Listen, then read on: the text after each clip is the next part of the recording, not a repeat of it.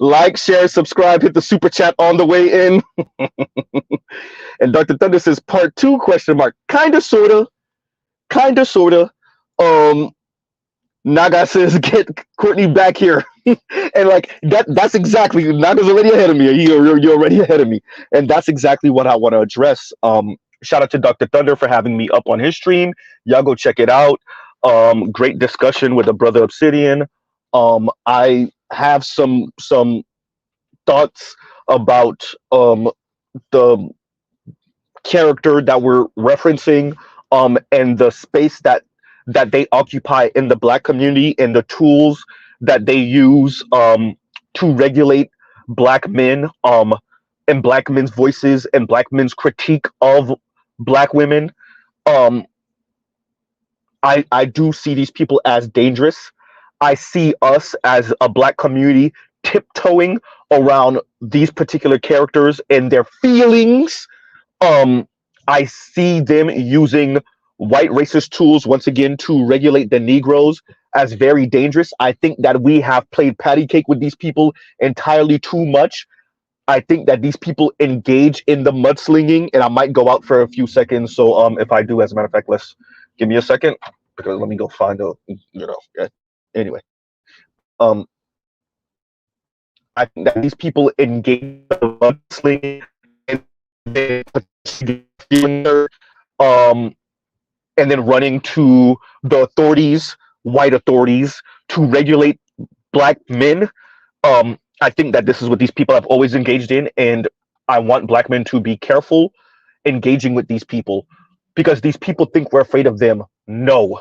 They think they're Bowser. No. You think you're a final boss. No. What you do is what you've always done, and what your ideological elders have always done, which is punch down on Black men, particularly a certain class of Black men, working class, lower middle class, working poor Black men. And if you find yourself in a bit of a pickle, then you run to the white authorities to come and regulate Black men.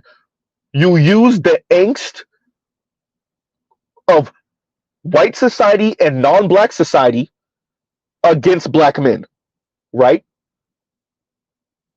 The petite bourgeoisie of the Black community, particularly the Black women that occupy that space, know how to frame things, right? To have white folks put the thumb on the scales for them if they find themselves in a bit of a pickle when they're in the middle of an ideological street fight with a individual Black man or Black men, right?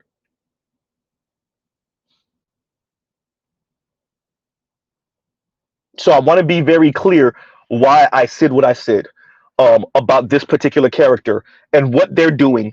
And even, and this is the last thing I'll say about this, the whole talk about Black men having a bit of a mental health crisis, once again, framing it like that on purpose, right?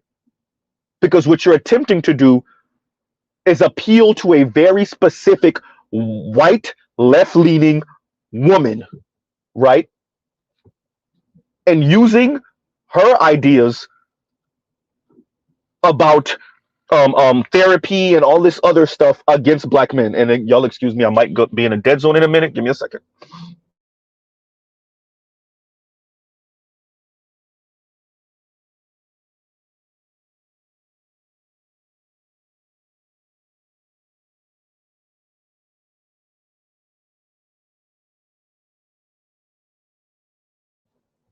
And I'm back, hopefully.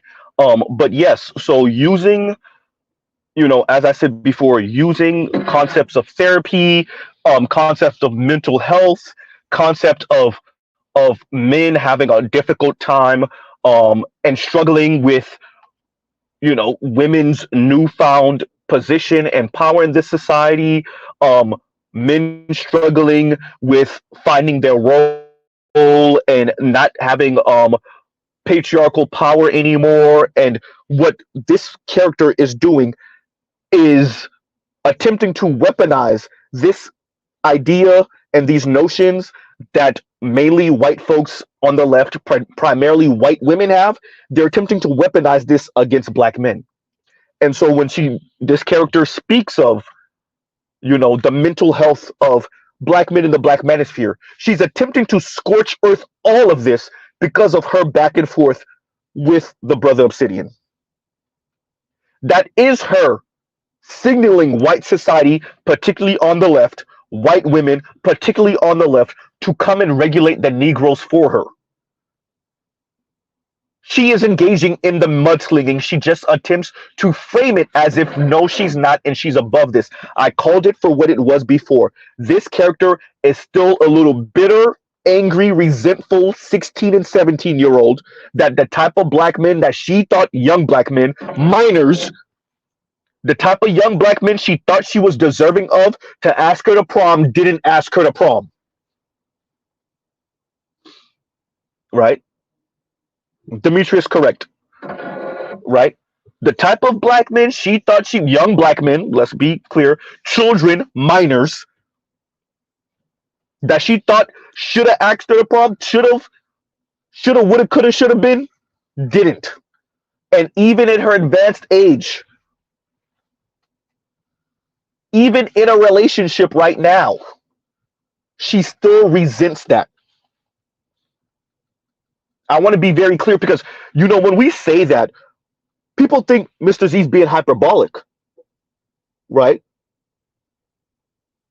People think that someone that occupies her space and with her type of achievement and the type of institution she's attended and the type of circle she runs in, there's absolutely no way that matters to them anymore. There's absolutely no way. And yet these are the same people that say the personal is political. Right? And y'all give me a second. Y'all talk amongst yourselves. Oh, actually, this person's going to have to wait. But yes. Right? So I just want to be very clear. This person's not above it. Just because they frame it a certain way, just because they use a particular ideology as a hammer to beat black men, particularly black men in the black manosphere, over the head with, I want to be very clear. They're using their position in the petite bourgeoisie to do what women of her ilk have always done, particularly over the past 50 or so years, 60 years. Black women in her position have always punched down on black men while claiming to be the victim of these patriarchal or aspiring to be white patriarch, raging, raving, lunatic, Ike Turner wannabe black men. The color purpling of the black community, the color purpling of the black community and the black community's narrative.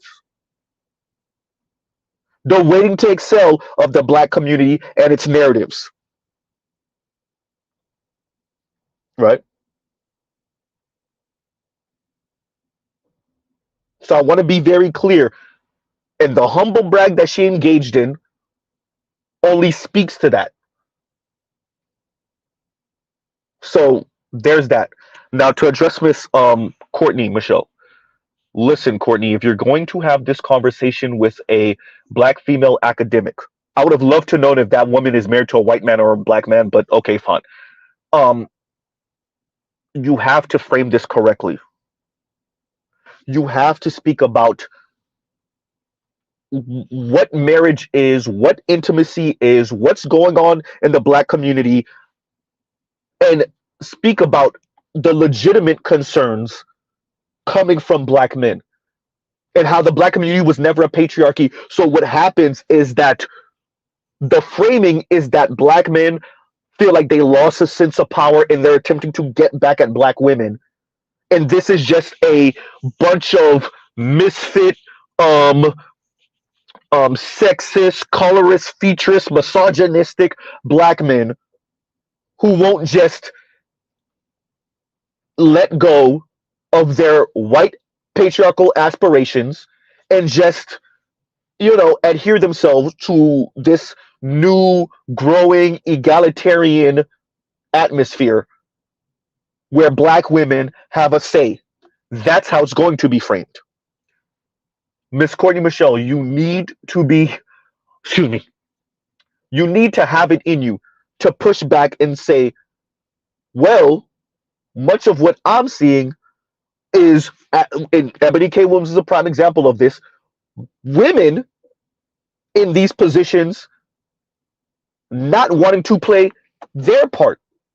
Don't use the word role. Not wanting to play their part in this more egalitarian system. And why is it that the women that are, excuse me, in the best position to be single mothers, right? Why is it the women who push and forward, like you, ma'am, and this is where you direct it to the professor, the women that are in the best position to be single mothers, the women that are in the best position not to be married, not to even have children, to be free and fast, and that push this, that forward this idea, are the ones that get married and have children in wedlock, right? All that feminist theory sound nice, but women like you, madam, are married. Women like you, madam, do have children in wedlock. Women like you, madam, are the least likely to get divorced, right?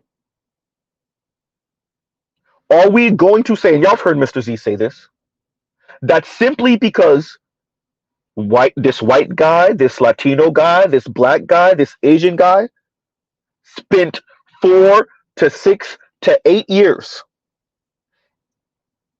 in a college or university setting, that makes them more emotionally intelligent all of a sudden, right? Does that mean that they've learned because of these spaces to be able to speak to women, and they know how to use, softer language, and they know how to communicate now? Or is it simply the money and the status? Oops. Right? Miss Courtney Michelle, I'm going to need you to know how this lady is most likely going to come at you. Right? The framing, you already know she's going to frame you like a pick me. And I would ask for you to lean into that. And what is the problem? Right? And it would be okay to speak about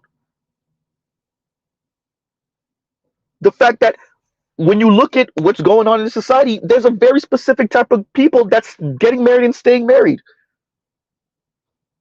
Right?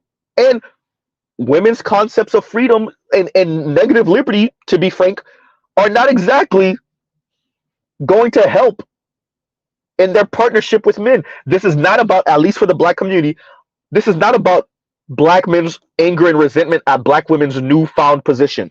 This is not about black men's lack of emotional intelligence, right? This is not about black men's colorism, sexism, and et cetera, et cetera. We gave black women the microphone, and they told the first thing out of their mouth, right, was a very neoliberal assessment of men and masculinity that includes of excuse me, of black men. Black women have been very clear, particularly on social media, on why they're not getting married, and it's very seldom a lack of emotional intelligence. It's the money, right? It's the status. I put money that this woman is probably left leaning, and there's a way to rip her to shreds on this argument.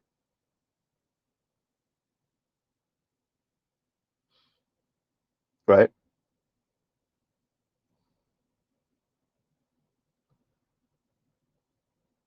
Miss Courtney Michelle, if you're the first up, if they're going to use you to show, look, these are the pick me's, because that's what it is. They're going to try to use you. This lady is going to try to use you to say, you see, look at them. These are the pick me's. These are who these men want us to be. Look at how these men are trying to leverage women like this. Look at her. Would y'all want to be her? That's how she's going to frame it, ma'am. She's not going to say it to you, but that's going to be the general atmosphere at which she's attempting to push to the young folks that might be in the audience.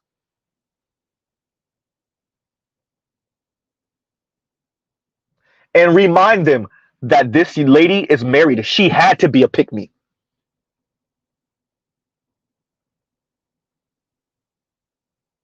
Right? I want to be very clear. She's going to attempt to paint you as a person who's a self-hater. You don't believe in yourself. You think men are better, and et cetera, et cetera. Right?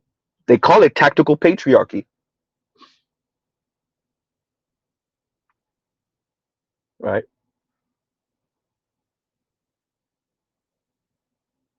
Be very clear that she tactical patriarchy. Right? Pick me. Right? Once again, Rebecca Traster. All that sound nice, but you're married, ma'am, with children. You're married with child. And all of these young women are going to come out here in the dating world thinking they could give the middle finger to men, thinking that men are the sexist, misogynist a-holes that need to change their worldview on women. And yet, I'm sorry, y'all, I'm trying to hold the sneeze. Okay, there we go. And yet, in reality, these women have very sexist concepts of what men need to be. They just don't want to verbalize it that way, right? They just won't verbalize it that way.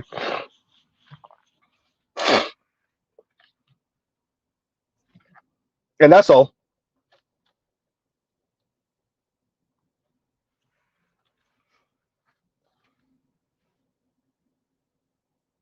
So, I need Courtney to actually get this. The black manosphere finds themselves, we find ourselves in these type of positions at least once a year, give or take, at least once every year and a half, once every 18 months, something like that, right? Right? You know, blow your nose, don't swallow the boogie. That don't really help either, right?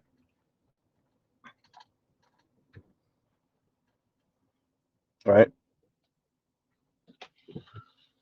So, yeah, we find ourselves in this type of situation, but once a year, once every 18 months, give or take, where it's an existential crisis, and from every angle we're being attacked, and the black manosphere just find themselves in this position all the time. As I said before, the person we're referring to, I'm going back to the troll that thinks she's Bowser. Um, we already know that there's something there, right? There's something else. It's not really their concern of black women. They don't really give a damn about black men, that's for sure. But it's not even their concern for black women. It's something else motivating that. And if you believe that the personal is political, are we saying that this person,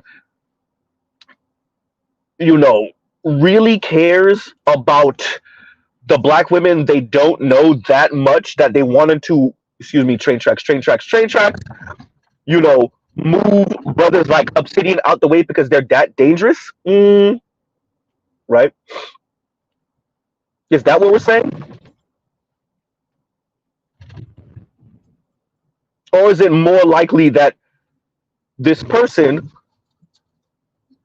feels a certain way because they were losing the ideology debate? Mr. Z, could you get ideological out? There we go. There we go. Right. I'm not talking about the ad hominem attacks going back and forth. I'm speaking about the concept that black women are the heads of the black community and they can say whatever they want about black men because intersectionality has informed us that when black women speak reckless about black men, they are punching up. Right?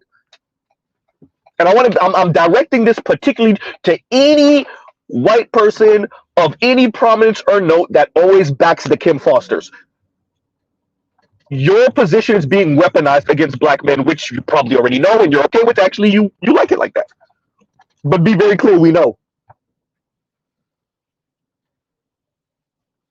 The Kim Fosters of the world weaponize your ideas of intersectionality against black men.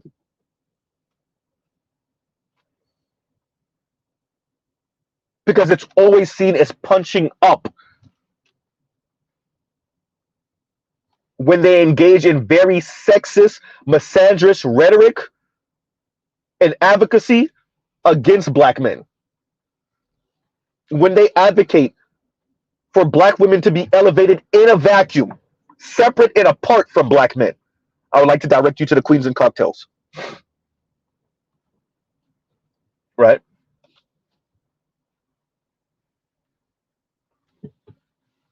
When they push these ideas that black men are aspiring white patriarchs, right? When they speak about toxic and hegemonic masculinity, and I want to be very clear, their idea of whatever toxic or hegemonic masculinity, I'm not saying this just to say it, is to kiss women's ass. Anything short of that, anything short of insulting men under the guise of constructive criticism and tough love and defending women is seen as sexist, misogynistic, right? It's seen as toxic masculinity. It's seen as hegemonic, right, masculinity. It is seen as attempting to have the same type of power over women that white men do. The black community was never a patriarchy. And because at the foundation of this idea that black women are being harmed in the black community is the idea that all men are patriarchs, right? The black women like Kim Foster play with that type of ideology to harm black men, to regulate black men, to have white folks with some influence and power regulate black men, to put the thumb on the scales for women like her. They weaponize this notion that black men want to be white men. Black men want to be Ike Turner to black women. Black men want black women to know their place. But the black community was never a patriarchy, once again. What we're having right now is an ideological, there we go, debate about where the black community finds itself and who will lead the black community. The Kim Fosters seem to believe that it should be them. For once again, next generation, next up, it should be Kim Foster and her ilk. And that black men, like yours truly, are too dumb, too sexist, too misogynistic, too colorist, too texturist, too featurist, have archaic ideas about man-woman relationships.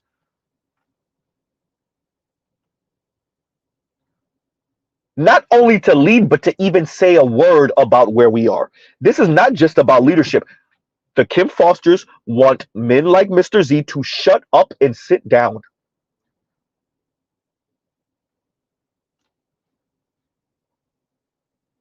Right?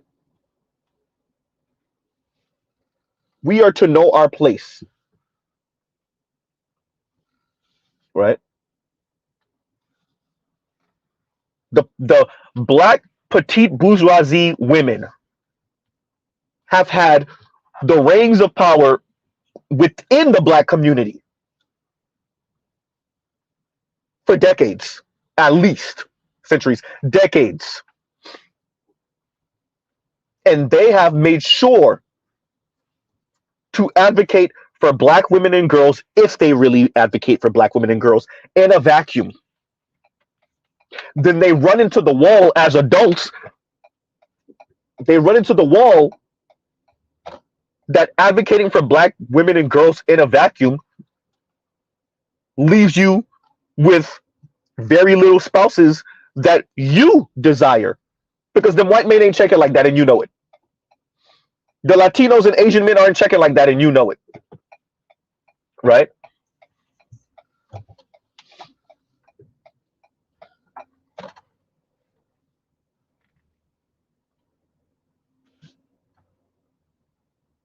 So, Miss.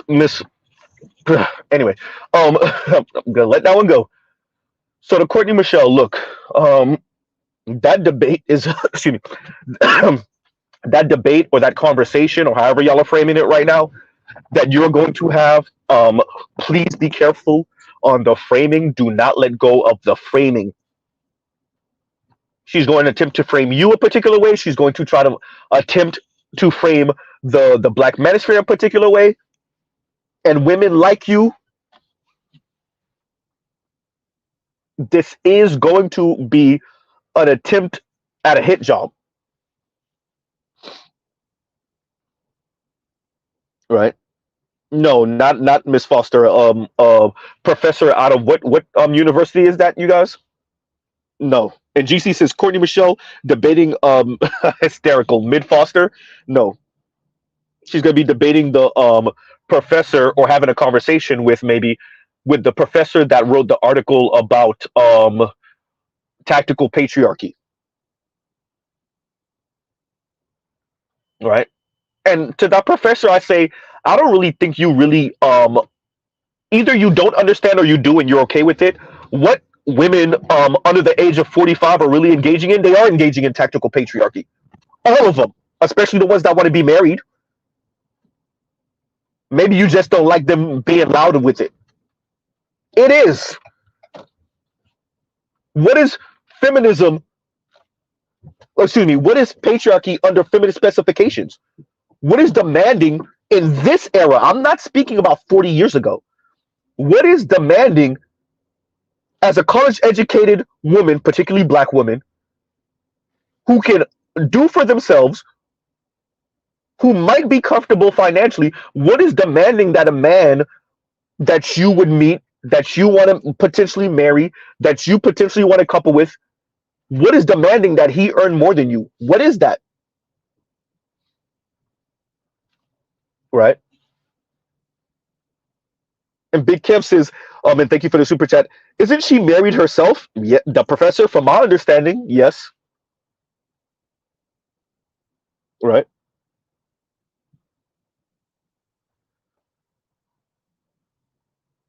It's fascinating. You know, like I said, I rewatched the conversation, and the young lady's name that I was referring to, that's on that um a special place in hell, that interviewed with Rebecca Traister. Her name is Sarah, if I'm not mistaken. So this whole time I just been calling her young lady because I remember it, but then I forgot it, and no, her name is Sarah. So um the conversation with Sarah and Miss Rebecca Traister,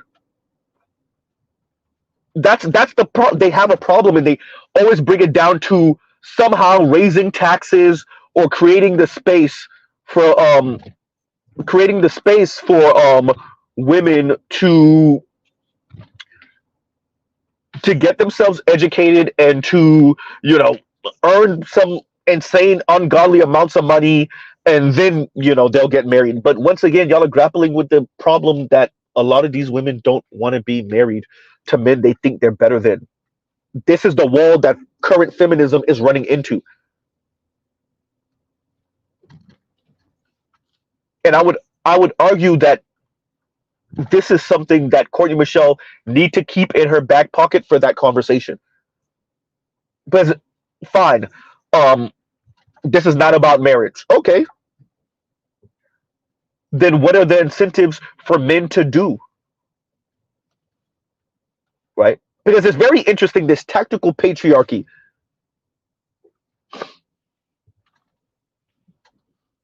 This concept of tactical patriarchy, and you kind of see the fallout of this in South Korea. That's why we're covering South Korea, because they're running into the wall of, like, the men said, fine, if you don't want to be married, fine, you don't want to have children, fine, then I'll just find another place to go. In Vietnam, here I come.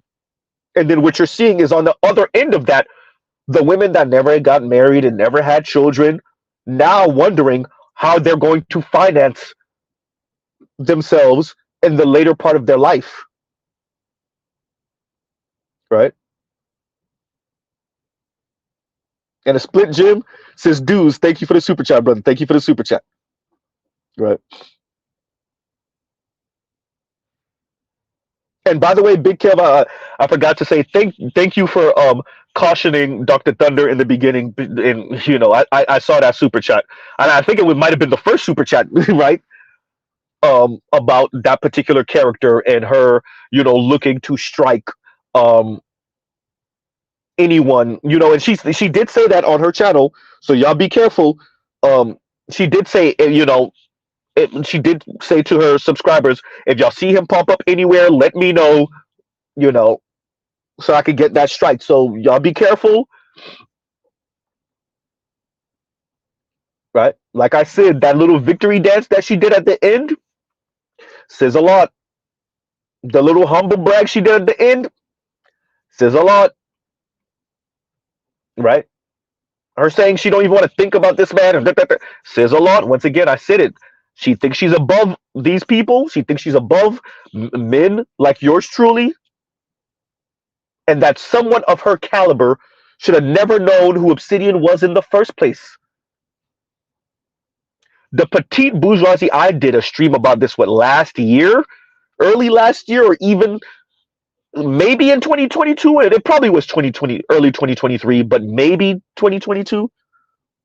I did a stream about the black petite bourgeoisie, black women like this woman, and she was the one. And I actually think I mentioned her name. I did mention her name. And as Jake said, Carolyn Bryant would be proud. Yes, she would be. Right? And that's all these people do. They engage in the street fight. They might even initiate the street fight. I'm talking about the ideological street fight. They might initiate the insulting and ribbing and, ad hominem attacks. And the second it get a little too hot for them, they go run to White Zaddy to come and regulate the Negroes. Every single time. Right?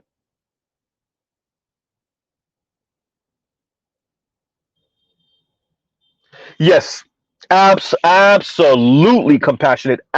Bro, absolutely. And Compassionate Callous says, I think non-black men not checking for them fuels the sexually overt styles of dress and elaborate hair colors, right? It's to force non-black men to notice them. Either I'm going to be famous or infamous. Ain't that the quote? If I can't be famous, I will be infamous. But you're going to see me.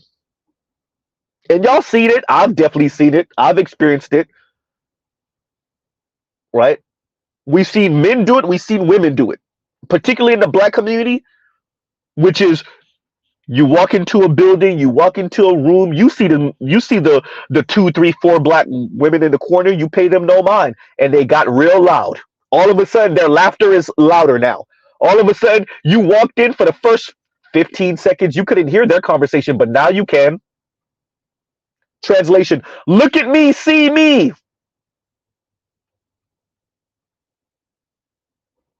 Huh?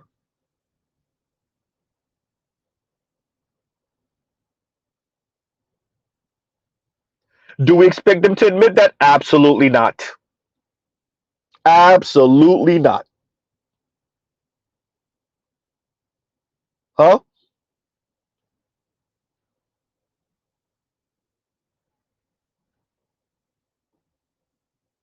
Hey,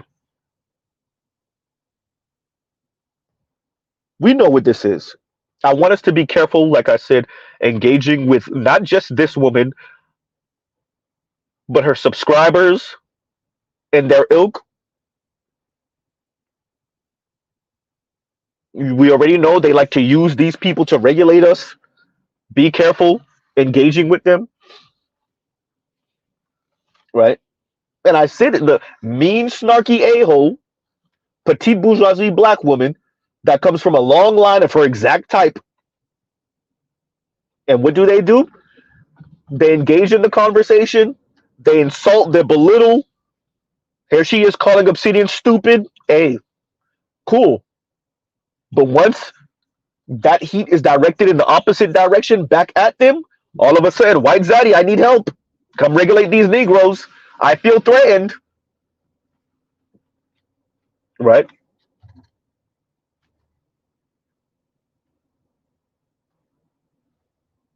Right? And the reason why y'all see, like, I really have an issue with this, it's because when she first covered Passport Bros, Mr. Z is not a passport bro. But when this lady first covered Passport Bros, she literally was asking the authorities to come and regulate the Negroes. Salute, Dr. Thunder, salute. She literally, I'm not pulling that out of my rear end. She literally asked the authorities to regulate the Negroes. Mr. White Zaddy, come regulate the Negroes. The Negroes think that they can escape the matriarchy by going overseas, and the way she framed it, it's just more ish piled on the backs of black women because they don't want to just go and shut up. You mean the way women like you have been just going and shutting up for the past 40, 50, 60 years? All the hit pieces against black men? Right? You mean the way that women like you have been going and doing your own thing for the past 60 years? Right? Okay, fine. Let's just speak about you, Miss Foster. Right? And y'all give Mr. Z a second. Y'all give Mr. Z a second.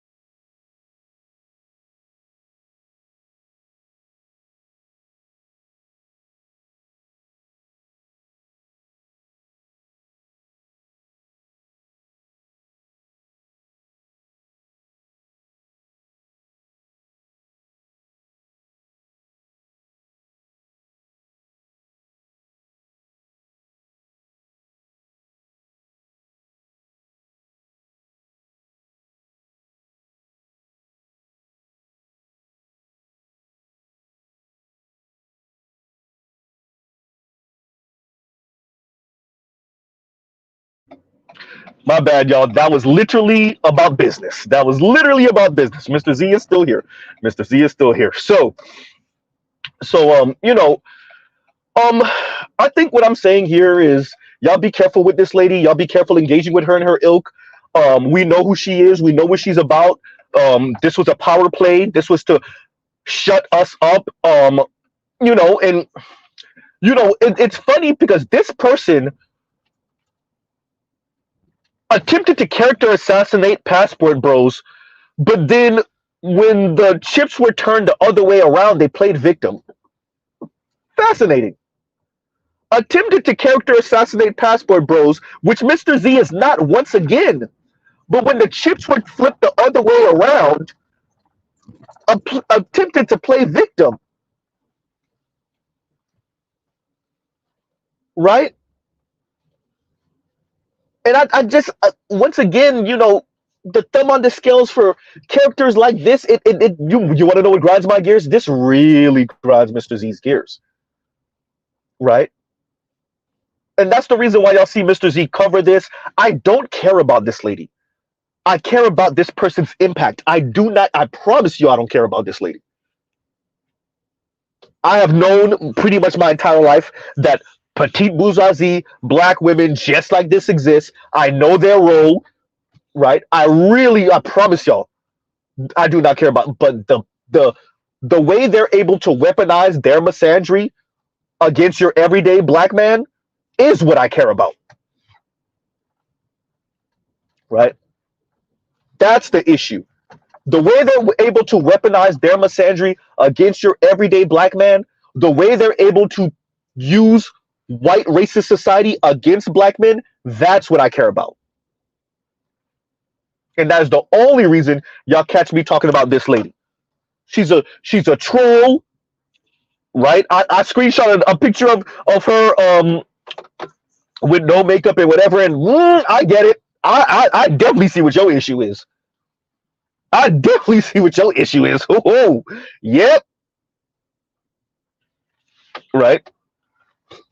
Everybody know what her issue is, man. I'm so tired of talking around this.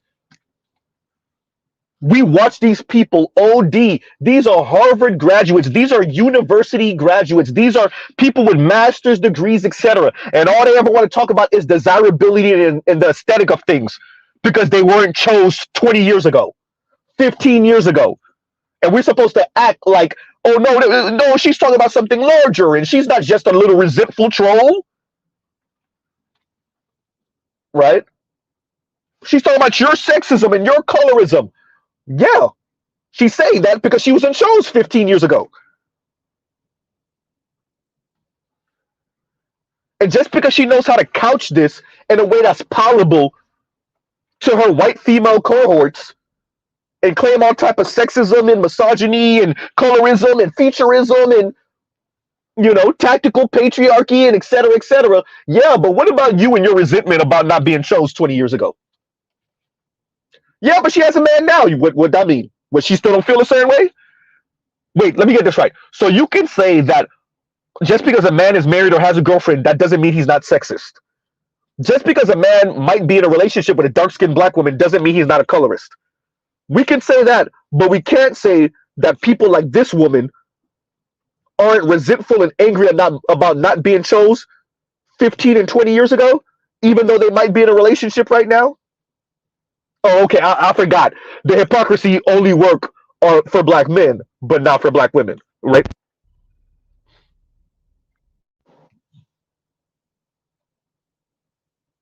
Right.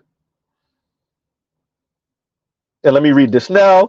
And Buckeye fan says, "Have you seen the film The Brothers with Morris Chestnut, Shamor Moore, D.L. Hughes? Yeah, and Bill Bellamy? If you have, can you do a review on it? I have.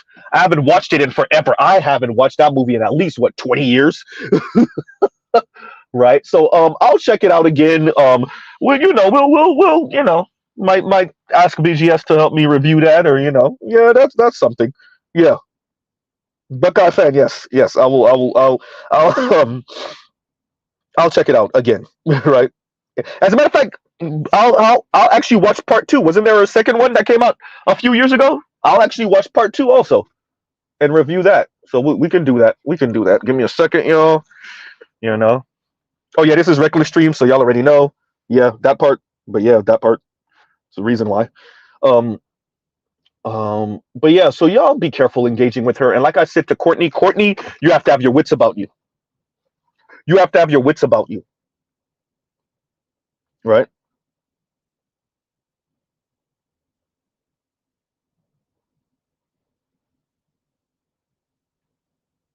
So this professor, I promise you, she's going to try to paint. Well, you already know she's going to try to paint you as a pick me. I mean, duh, that's the article, right? And speak about women like you attempting to leverage sexist men's ideas against other women so that you can look at me. I'm different than these others.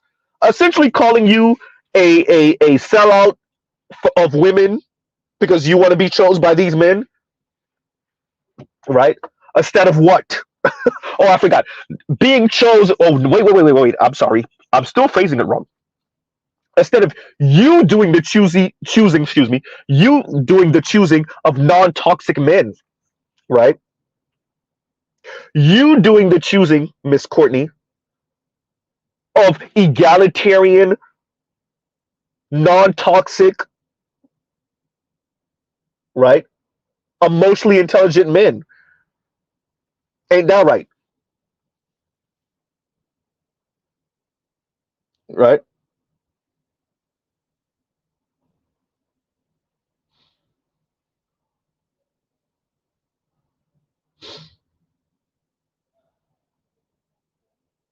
So she's going to attempt to paint you in a very negative light. I want you know, issues, technical difficulties. Okay, we're back. Gonna try to paint you in a sexist light, right? Then you already know this, so just be mindful. Have your wits about you. Man, I wish I would have. I'm gonna try to email Courtney Michelle. Actually, I'm gonna try to email her because I need to have a conversation with her about and she's the educator, so I'm not saying that I am, um, but I'm the debater. Let's be honest. But I'm not gonna insult her intelligence. I just want her to consider a few things, right? Because if you're gonna be the first up, yeah, there's a little bit of pressure there. There's some pressure there to perform. Absolutely. Right? Absolutely. And Indigo Flow says they want to play a rigged game with built-in advantages for themselves and built-in disadvantages for you. And that's all. Right? And that's all. Right? So be mindful of that. To all you young black men, look, not every black woman is like this, but you got to be mindful and careful. Right? Y'all understand who this character is. Y'all learn a lesson from what just happened. Right? Don't ever like, folks. Shout out to Toya. Thank you, Toya, for the comment. Right? Like, share, subscribe, hit the super chat. Exactly what Toya said, right?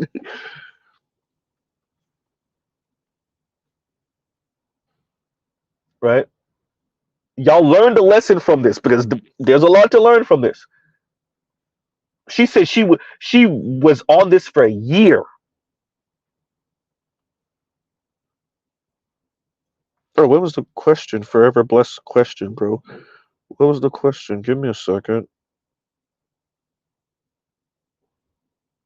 Okay, and forever blesses. See, what do us black men millennials combat first? Um, WS or this situation with black men? So I answered that question to Courtney. I said this situation, right? It low key, it kind of got to be simultaneous.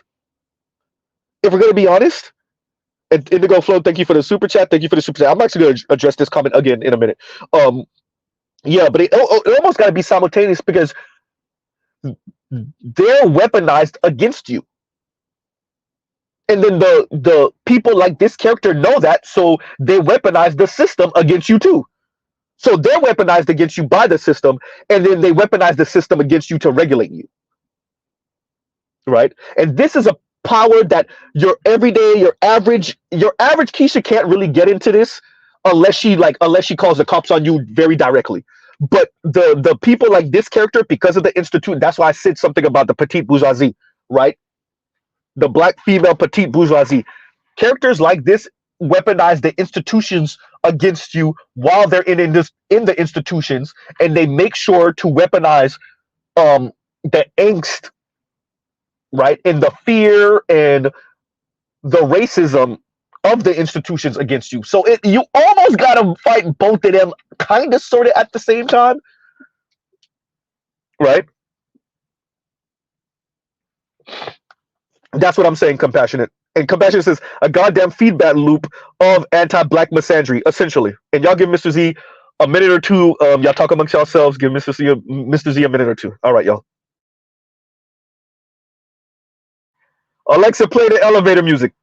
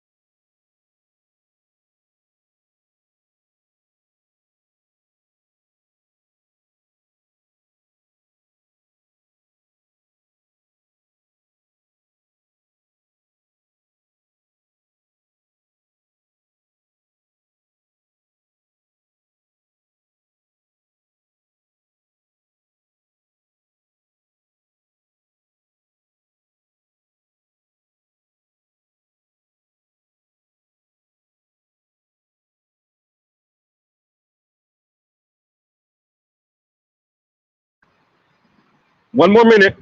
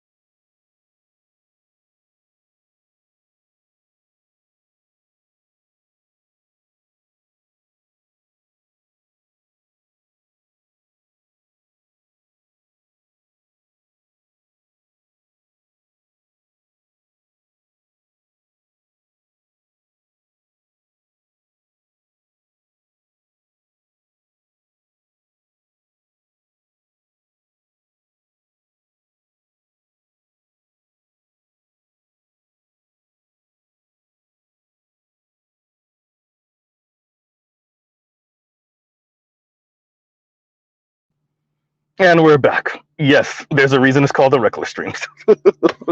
We're back. We're back. We're back. All right, yo. So, yeah. So I just need Courtney and Michelle to like be careful with this. Take this. Well, I think she's taking it seriously. So I'm not. This is not, dear Courtney. This is not to insult your intelligence, right? But remember, recall, you're dealing with a professor that went. She went so far as to write an article about you. I have to read it. Right. And label it tactical patriarchy. Right.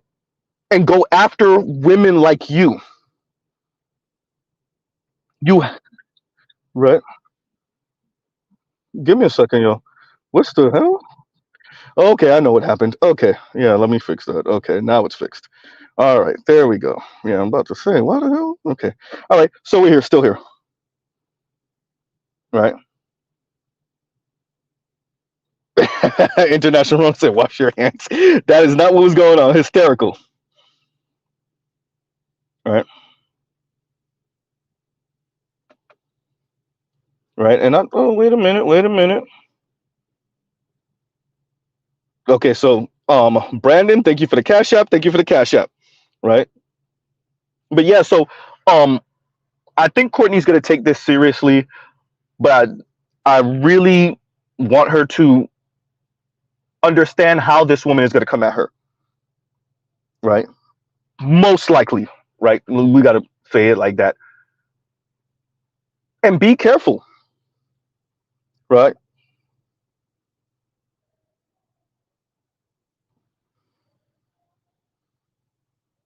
And GC says PhDs so you can sit around, excuse me, PhD so you can sit around writing articles about pygmies. Yeah. What is her, what is do we know what this professor's um what is she degreed in? What is her discipline? Do we know? Right?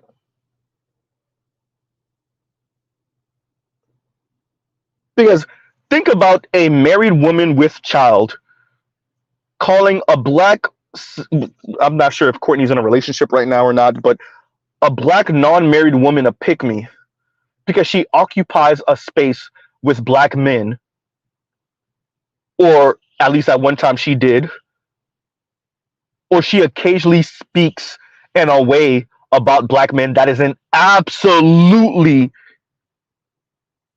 horrifying all the time, right? I'm not saying that we don't have our issues with Miss Courtney Michelle. Clearly, right? We saw some of that exhibited, on Dr. Thunder's channel a little while ago. I'm not saying we don't have our issues, but I guess because she doesn't speak absolute insanity about black men all the time from every angle, well, right?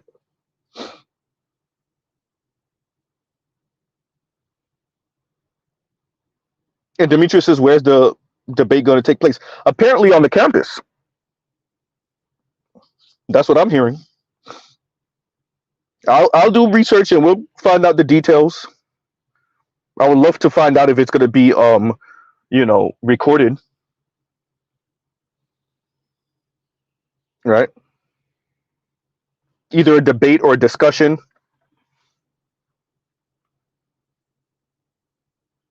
But y'all be careful. Look, as we go more and more mainstream, right? And this passport thing goes more and more mainstream, the goal is going to be to discredit us. The goal is to discredit the women that have any type of connection to us whatsoever, even tangentially. That's going to be the goal. The goal is going to be to destroy us in the court of public opinion. That is going to be the goal. And you saw it with FD. The other goal is going to be to attempt to run ahead of us and to call us all type of weirdo, loser, sexist, misogynist to our uncles and our fathers and our nephews and our older and younger brothers, our guy cousins and all. That is the goal, right?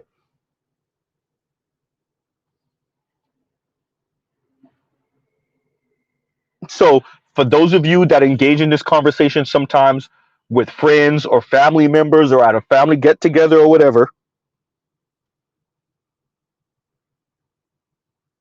your framing is important. The words you choose to use is important. Your tone of voice is important. Because I'm telling y'all, the goal here now, because they ran into the wall of I'm strong and independent. I don't need no man. I could do this by myself. The goal now is patriarchy by feminist specifications and then calling that egalitarian. I'm telling y'all, right? And a couple of people let it slip a little bit. Christine Ember let it slip a little bit, right? That professor that I covered, that wrote the book speaking on high achieving women from various different races. It was a white woman. I got it from Dr. T. Hassan Johnson. The white woman that covered the women that are, freezing their eggs or are upset that they didn't have the time or weren't able to freeze their eggs. That professor, I forgot her name, she let it slip a little bit too. Right?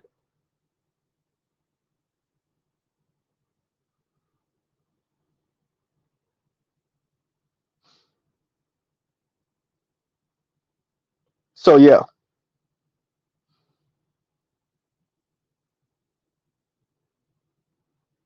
So the words you choose to use, what you decide to say, understand the goal now is to tell you that men's funds, women runs is egalitarian. And that a real gentleman would do for women regardless of their attitude.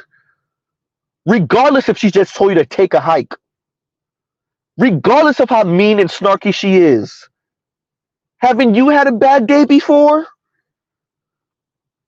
Right? A real man would it's the same thing the preachers and the pastors tell you. A real man would overlook all of that. Because isn't she human also? Why can't she have a bad day and curse you out for no reason? Aren't you a real man? Why can't you just be a walking wall and an overglorified guard dog? Why can't she be an a-hole and then say you're the one who's not likable? And men now got to be likable. That's what your issue is. Now that men don't have a monopoly on the resources, now they have to do things like be likable, and now they're having an issue with mean, snarky a-hole women telling them that they're the ones who aren't likable. Yeah, that's it. Oh, what did I forget? Mean, snarky a-hole women who more often than not are single, telling these men that they're the ones that are unlikable.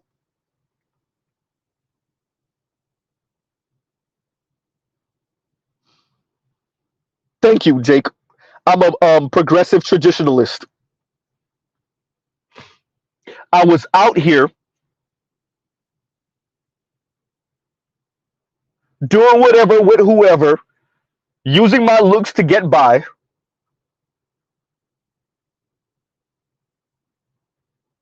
But now I want a traditional situation. Excuse me, doesn't this remind y'all of a couple years ago when Pamela Anderson was saying what happened to real gentlemen?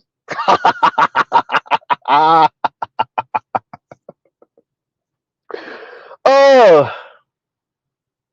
when Kevin said the wall is undefeated, when black men in the black manosphere say the wall is undefeated, women act like they don't know what we're saying.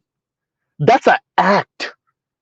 What we're saying is, it's not that you had an epiphany or that you're mature now and that was youthful indiscretion. You can't say that when men were telling you, oh, hey, this is how we move. I may not be trying to talk to you. I might not be trying to get into your pants, but I'm telling you that if you do not take this serious, on the other side of whatever age it is going to just become that much more difficult. How is Mr. Z saying this? In your early 20s, men are falling off the train. Say we're at a train station. In your early 20s, men are falling off the train. Every 5 seconds, it's just men falling off the train, offering you all type of things. Simply sex, intimacy, money, companionship, being your doormat. Men are just falling off every 5 seconds. Depending on your looks, from 18 to 25. And then from 25 to 30, men are still falling off the train, but not so much, and they're not offering as much. The income might have went up, the money, but they're less likely to kind of give it that way, like that, and they're kind of looking at you a little sideways, a little suspicious. They're still falling off the train, though, in great number, but not like they were before you were 25. Although now they have a little bit more money, they're a little bit more established. Right? After 30, it slowed up a whole lot. Now men are still falling off the train. You get a couple of offers, but it's not what you were getting when you were 24. Right? Now between 30 and 35. Right? The men are way more established now. They're doing well. Now they're steaming ahead. Before they could barely walk, they were crawling, but now they're really steaming ahead. Now they're running. Some of these men are Usain Bolt or Usain Bolt, right? Between 30 and 35. Between 35 and 40, oh boy, they're gone. Right? These men are doing really well financially now. It's all steam ahead now, but the men coming off the train, it's really seldom now. And what they're offering now, it ain't the same. I'm not being promised the stars anymore and the moon. They're established now. They're even more mature now, but it's not. It's weird because they were offering more when they had less. They were less demanding when they had less. Now these men have more, and they're asking for more. Huh. They're not asking for more money from me. They don't really care about that. Now, they're trying to see what my past looked like. Wait, what? Huh. Why am I interested in them? Huh.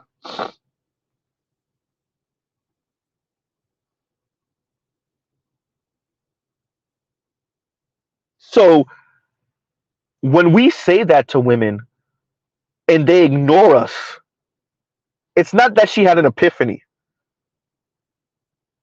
It's not an epiphany on the other side of someone telling you, hey, I don't know, slow up, think about this,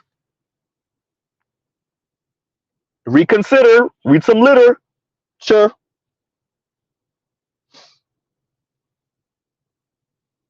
Right? It's not an epiphany. And so for Melissa Ford and for, Ebony K. Williams, it's not an epiphany. Right? It's not an epiphany for Pamela Anderson. You are out here with the rock stars, literally, publicly, by the way.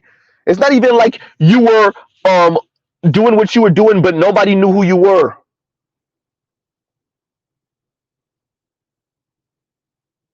Now you're talking about what happened to the gentleman. Ma'am, your best years to pull them, you ignore them.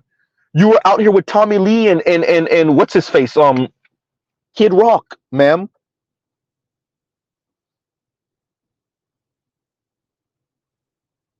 Right?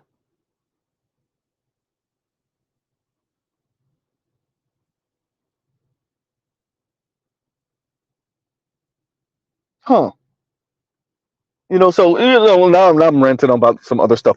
Look, at the end of the day, I mentioned the character because I really detest these petite bourgeoisie black women and the role they play in the society. I despise the framing that FD attempt to use on my second conversation with him, and that essentially it's the white society weaponizing them. Okay, granted, and they're also weaponizing themselves and white society against black men knowingly. The characters like this are doing that knowingly. It's not happenstance. It's not, oops, I didn't realize I did that. Right?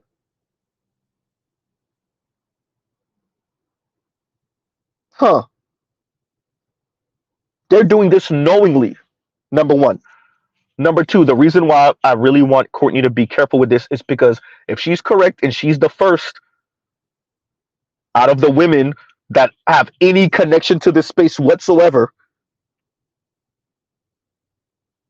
this is going to set a precedent, Miss Courtney Michelle. And yeah, no pressure, but pressure. So be careful. Right? And to go back to what before I close out, to go back, y'all like, share, subscribe, hit the super chat. To go back to what Indigo was saying, and let's reread this. And he says they want to play a rigged game with built-in advantages for themselves and built-in disadvantages for you, and that's all it is. Here's the problem: they got to pay for that. See, if you're a heterosexual woman in general, but specifically a black woman, you have to pay for that when it comes time to get married. If you hope to be married, most likely to a black man, the game being rigged in your favor counts against you on the other side of your quote unquote development process. Now that it's time to get married, because you still want to practice hypergamy, at least financially. You still want to practice hypergamy, right? And Saint Cyr says, did you check the email? Give me 1 second, Saint Cyr, because I have a.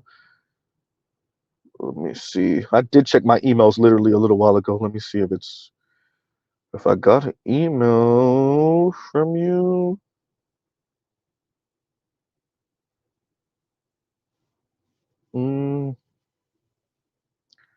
Let me see. I don't see one.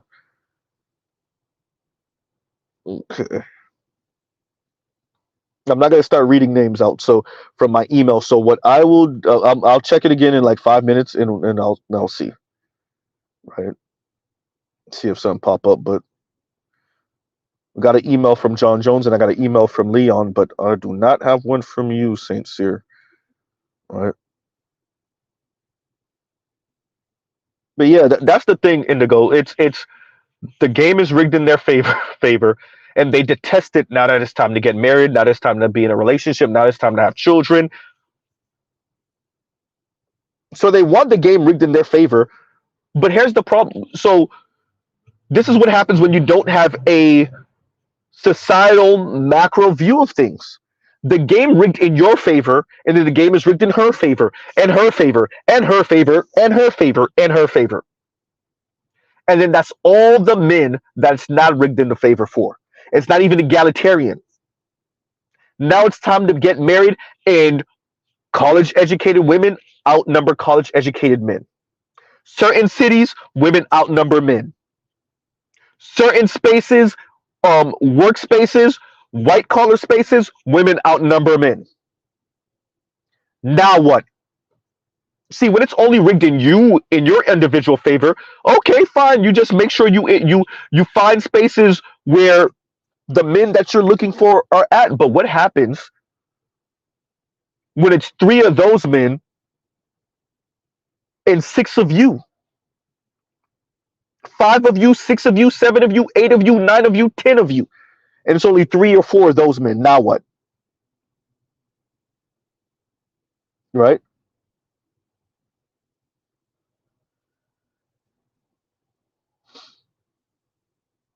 Thank you, Indigo. And Indigo says, that lack of foresight I always talk about. Shout out to Charles Faulkner Jr. Exactly.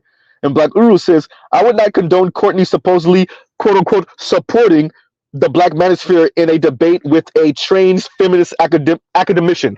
Yeah. Yeah, that's why I'm like, I'm a little weary of it too, Black Uru. Right? Because the framing matters. Whether Courtney allows the framing to get away from her matters. What little side comments she allows to pass matters. What she doesn't pin down. Right? For those of us that ever watched Naruto, when Sasuke was fighting Killer Bee, and you could see, right, he was like watching the not the blades, but the yeah, I'll just say blades for now, the daggers, and he's like trying to catch everything, and he's trying not to get hit or stabbed, and you can see him like trying to catch everything, and he can't, and he's trying to dodge everything, and he can't.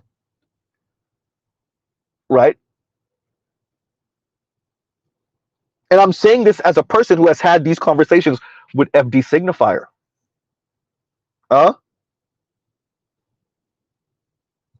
And y'all saw how I was speaking to Courtney just now, or how I spoke with Jess. And yes, I could turn down the tone of my voice and speak like this. And I can speak like this for a prolonged amount of time. And I've proven that I can speak without using profanity.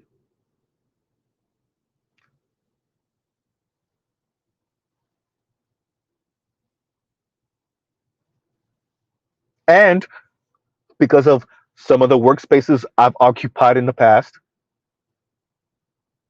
it takes a lot for me to become unglued. It takes a lot to get Mr. Z out of form, especially if I know that I'm in an environment that's hostile and that is going to attempt to frame me a particular way that's not flattering.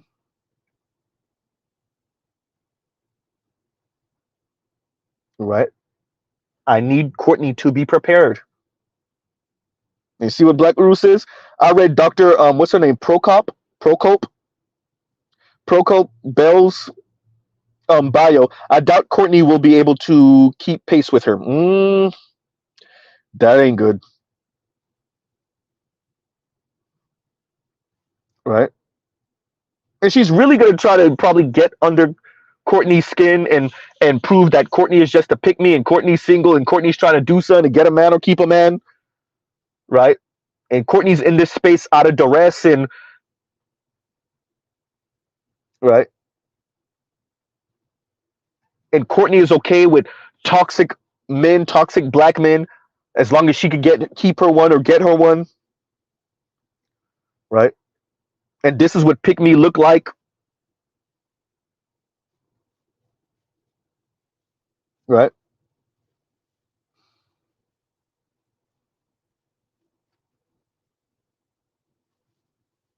Especially you. Look, Mr. Z used to work with attorneys.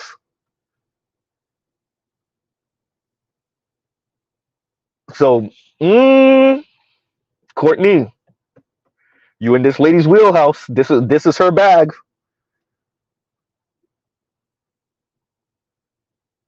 This is her bag. Courtney. Oh boy. Well, I'm just gonna say Procope. And Black Uru says Procope has various English degrees. The literary gap alone is going to kill Courtney. Oh crap. Yep. Yep.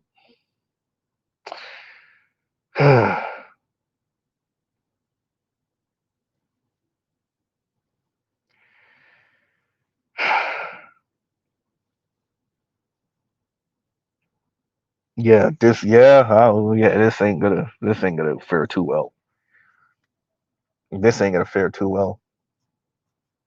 What we need is how Obsidian spoke to whoever it was that was in the Rolling Stone. What was that again? The publication where the young lady interviewed Obsidian. We need that, right?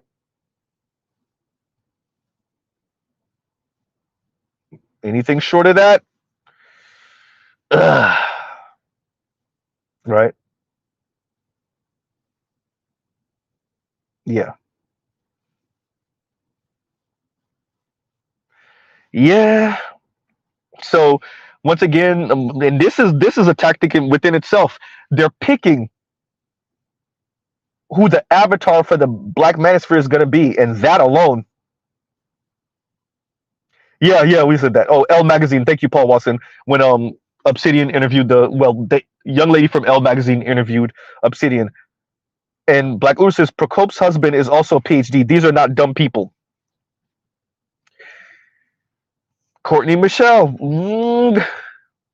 right? You got to be ready, Miss Courtney, Miss Michelle. You got to be ready. They're gonna try to paint you out as going along to get along with toxic black men, sexist black men, misogynistic black men. They might quote something a brother said and be like, "Do you agree with this?" You got to be ready, right? You got to be ready. The framing matters. Framing matters. That's why my title is what it is. You got to be ready. And I'm not saying this to insult your intelligence or your accomplishments, right? But if you were low key kind of bragging, high key kind of bragging on City and Channel that you're the first, you got to know what that means. You got to be ready for that weight on your shoulders, right?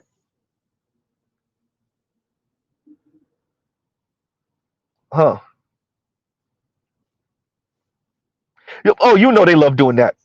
And Compassionate says the debate gonna end with the PhD giving her a book list. Kim Foster, right? Khadijah, they love doing that. The reason why you disagree with me is because you haven't read these books that find intellectual ways of saying that you ain't ish. Right?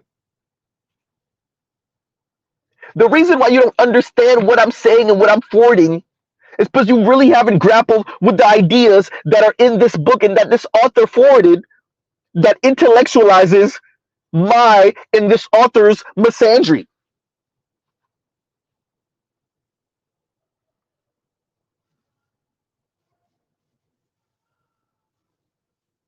This might be a little bit beyond you. You haven't really grappled with the ideas. You might be a bit out of step with what we're forwarding here. We're not speaking about matriarchy, or what's this word you said, what was it, gynocracy. We're not speaking about that. We're speaking about a world where women don't have to worry about insert color purple, insert Ike Turner. That's what we're speaking about. And women like you make it difficult Be ready, Miss Courtney Michelle. Be ready.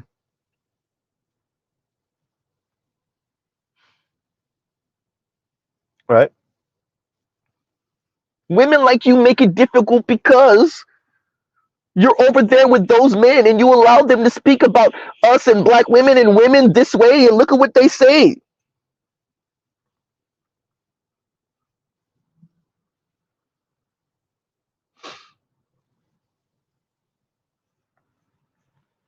Right?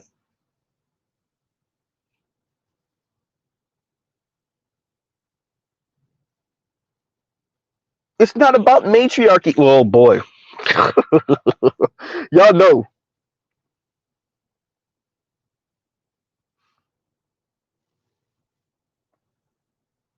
And these dear, and if y'all notice, Mr. Z, yes, the hood sisters, the loud, annoying ones with the snuffleupagus eyelashes and the highlighter weave color. Yes, I understand brothers' issues with the Sukiyana types and the sexy red types. I get it. I understand that lane. And yes, they pose a certain type of danger in the black community, particularly for black men. Hitting, knowing what they're getting into, then hitting brothers upside the head with child support, right? Their baby daddy finally get his mind right, get a little city job, get a little government job, and they can't wait to go to the child support office. Every time he get a promotion, they on his ass. I'm not I understand that for a lot of brothers, that's the thing for them. No, the particular, I almost said her name. Ooh, it almost slipped. The women that shall not be named, those characters, and professors like this, and professors like Professor Crunk, right? Oh boy, the Tiffany Crosses and the excuse me, Ebony K. Williams. Oh man,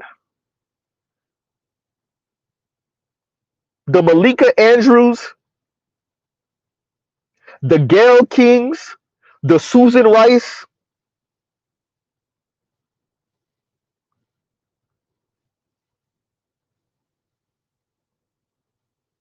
right? Those women for Z are a different type of dangerous, right? They're a different type of dangerous.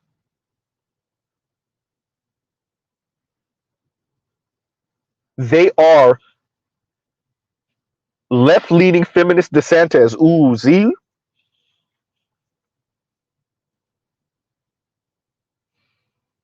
huh?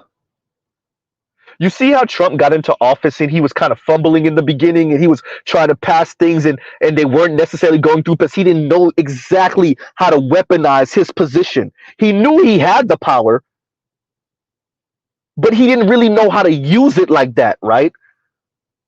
You don't really you got it, but you don't know exactly how to use the mechanisms. And what did I keep on telling y'all? If DeSantis could get into that White House, oh, it's a wrap because he knows exactly how to use those mechanisms. And so when you see the hood sister and she is using it, but she just really want to get back at her baby daddy or whatever. She it's not the same. But the Kim Fosters of the world, I said her name. The Kim Fosters of the world, oh, you better believe it. These types, oh, you better believe it. They know, and just like what she did with YouTube, she knows exactly how to weaponize these things. Dear Miss Courtney Michelle, that's the type of woman, and probably far more talented than Miss Kim Foster. That's who you're about to have a conversation with.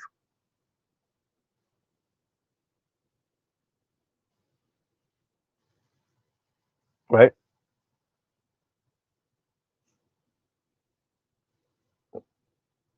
So be prepared. Right? And Mr. Shook to you says Courtney might want to take Obsidian with, bro. For real.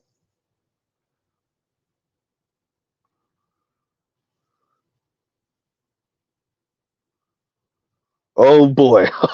Already. Oh yeah, man, y'all trying to get trying to raise Z's blood pressure, huh? And Jake says Alexandria C. What's this? Onahana citation 2022 argues that the black manosphere contributes to the increased rates of black femicide in the United States due to their dehumanizing view of black women and girls. Oh boy, look, oh, all right, Z. Okay, as I said before, the framing, right? The framing. Now remember, these people most likely knew about Cynthia G, and they said nothing for years. I want us to remember, these people, there's no way that they know about the black manosphere and they don't know about Cynthia. They didn't know about Cynthia G. There's no way that these people don't know about they do know about the black manosphere and they don't know about Chrissy or Real Talk with Yanni. And if she's using the term black femicide, there's no way she doesn't know about Paris Milan. Now, understand what they're doing here. This is what I was saying before. This is an appeal to a white political left, mainly white women, but yes, also left-leaning white men, to come and regulate the Negroes. Because what the black manosphere is speaking about somehow is dangerous to black women.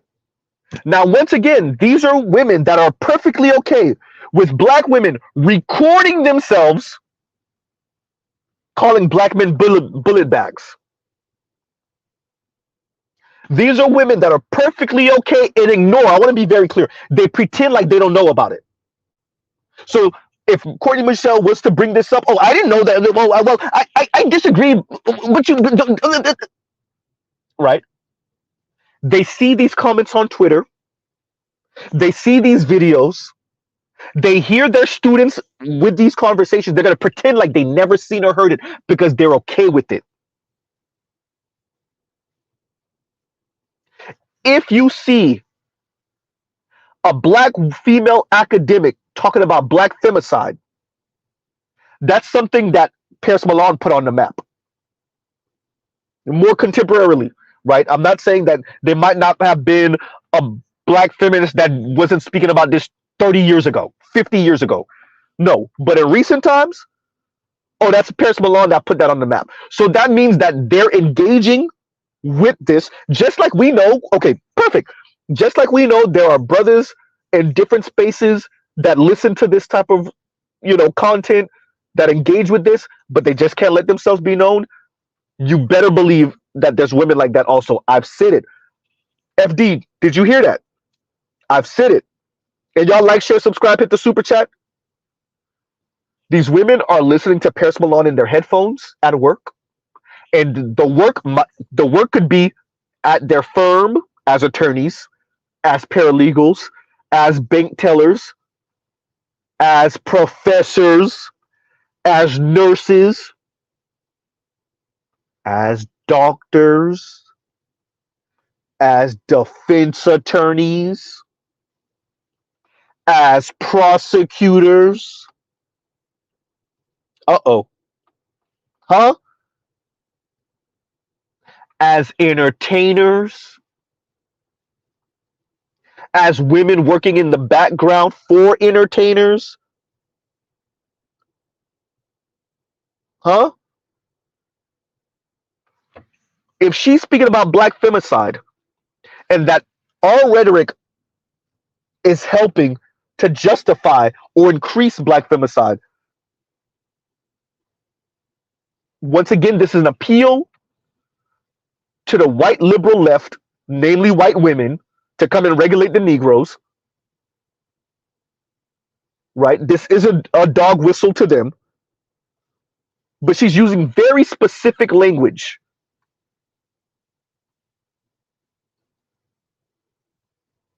Because she refused to grapple with, and all of them are doing this, they refuse to grapple with the fact that this is potentially at at least a back and forth. Really, it's black men saying, yeah, you can't keep on doing this. Right? And G, that's my point. And G says that's a talking point straight from YouTube, and that's what I'm saying. Right? And that's what I'm saying.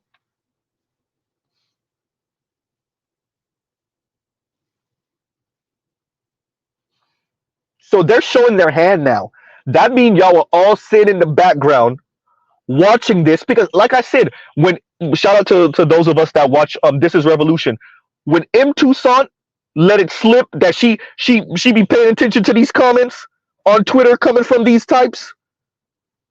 She's watching the back and forth between black men and black women on social media, and she mentioned like kind somewhat mentioned the divestiture rhetoric and how insane it is. Low key. That means a lot of these people are watching. Now, they may not retweet because, once again, we can track it. They may not like the video because if they don't have it on private, you can track it. I said it. These people are engaging with this content. FD didn't want to own that. He know I wasn't lying because the implications that your professors, right, your assistant professors are listening to Chrissy, are listening to Crystal and Kerosene, are listening to Cynthia G, are listening to Alexis Exodus. Uh-oh. This is then a way bigger issue than FD want to admit it is. So he can't accept that, oh, wait. Professors are talking black femicide? Yes.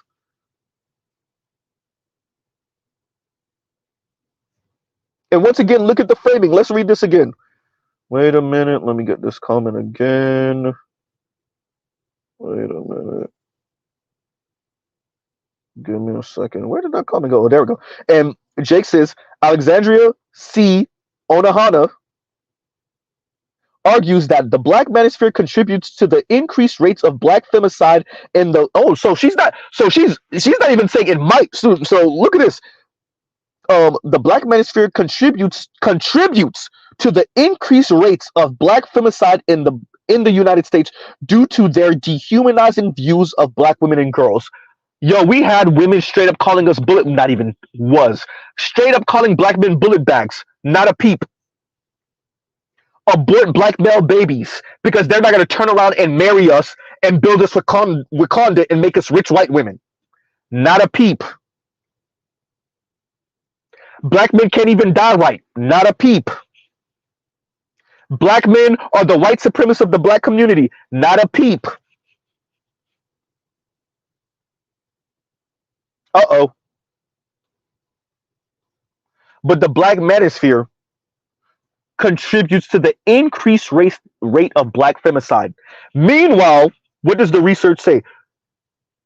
The violence that goes on between black men and black women in intimate relationships is largely bidirectional. Oops. Right?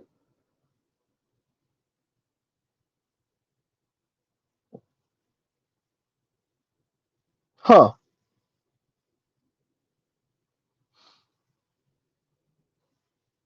Okay. And Big Kev says, and thank you for the super chat, where's the proof of this femicide? Because they said it. You got to remember their queen mother goddess, Bell Hooks, didn't cite her sources, so they don't have to. And at best, what you're going to have is some study or some data not put into context because it's not going to speak about the bidirectionality. Right? At best, that's what you're going to have. At best.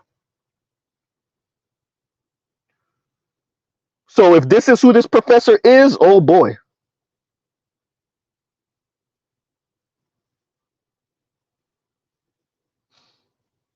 Right?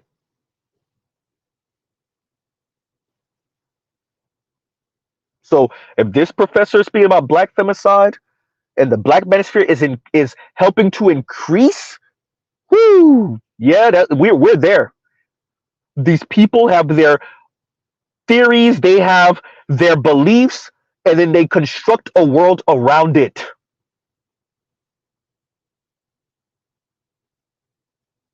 I have my issues with the concepts of empiricism because I don't know how much we actually adhere to the data if it disagrees with our beliefs.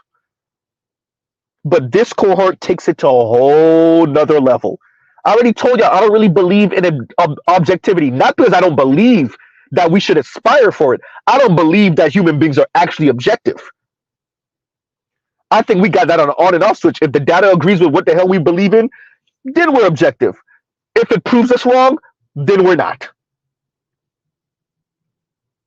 And I think these types are a prime example of that. Because if you say, if you're saying that the black manosphere is increasing the rate of black femicide, what are your proposals? Oh, wait, I forgot. For brothers like FD to tell us to be resilient in the face of black woman effery, in the face of black women's violence, sexism, snarkiness, meanness, rudeness. Let me say that again. Violence, literally physical violence. Y'all want to use these words, fine. Emotional, mental abuse. We're supposed to be resilient in the face of that, right? You look the wrong way at a black woman, black femicide talk. I feel threatened. Woe is me. White Zaddy, come regulate these Negroes for me.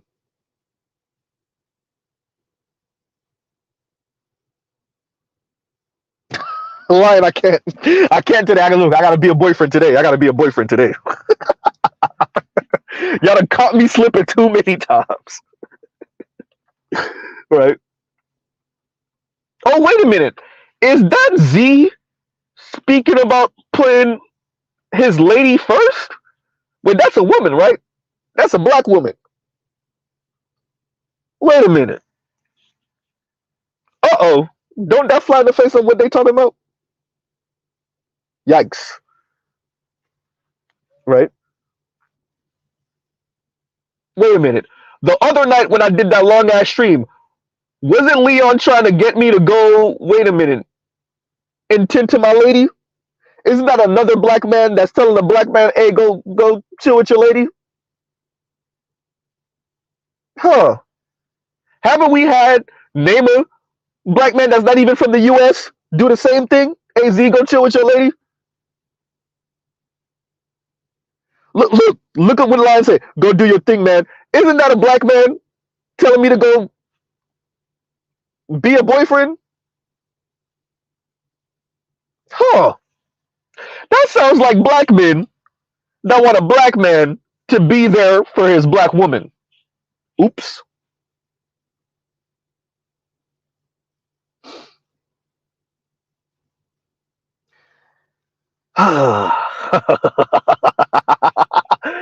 Look, man, let me, before we even get to that, and Jake says, by the way, that lady, Alexandria O, who posted that stat, ain't even ADOS. She's Jamaican Nigerian. Bruh. Listen, to all my Nigerian brothers, I'm not trying to really get on y'all like that. Right? I'm the child of immigrants also. Right? I'm not talking about my grandparents or great-grandparents. No. I'm first generation American, born and raised. I am the child of black immigrants from my mom and my dad's side also. What in the entire hell is going on with Nigerian women? Every time we turn around, they're praising the almighty white peen, or they're being extremely misandrous, or they're the biggest goddamn chocolate dip white capitalists you ever want to meet. They are chocolate dip female versions of Milton Friedman. What the hell is going on with Nigerian women?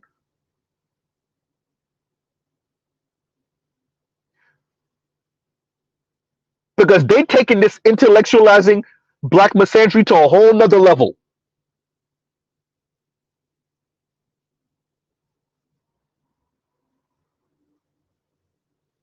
So I'm not saying this to beat up on Nigerians per se, particularly Nigerian men, but somebody got to tell Z what the hell is going on with Nigerian women, the classism, the sexism and misandry, the white penis worship,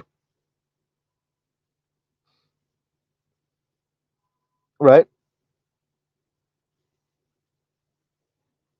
Yeah, you did. I saw that, right?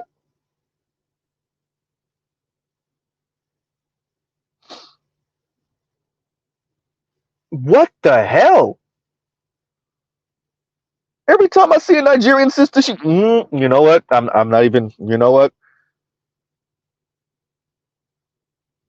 And Black Uru says, I suspect Prokop Bell is not ADOS either. Look, man,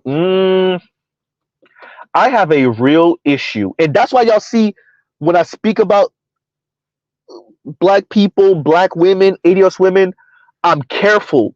That's why y'all saw me going on Jesse Wu as a fellow Haitian. That's why y'all see how I speak about Caribbean black women, right? That's why I make sure to tell y'all in the Haitian community, we got this crap going on also. But this black is black, and then you the child of a black immigrant, or you're a black immigrant, and then you talking crap about black people. Let's be very clear, namely black American ADOS men.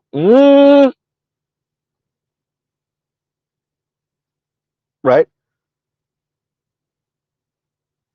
I'm just saying.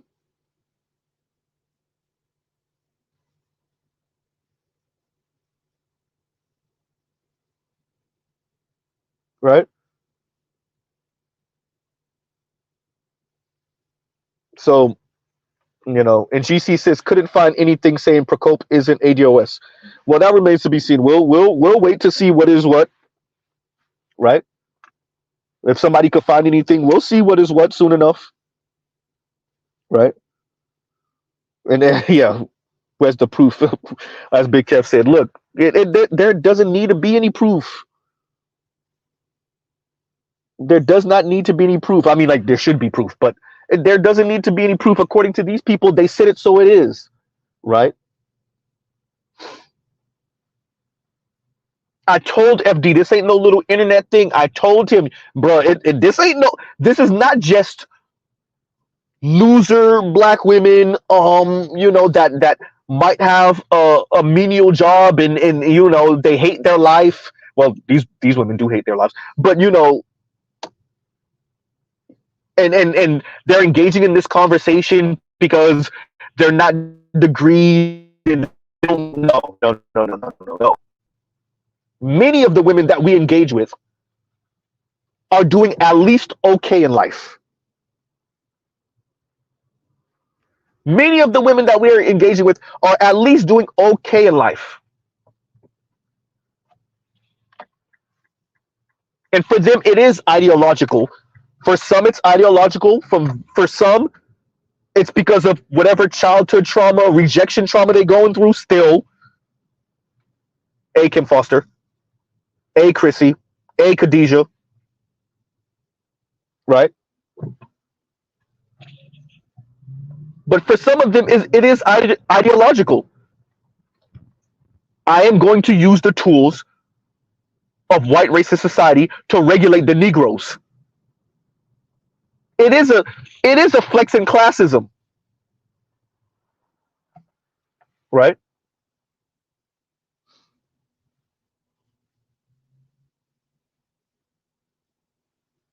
So, man, y'all gotta be careful, man. Y'all gotta be careful with this. I'm telling y'all.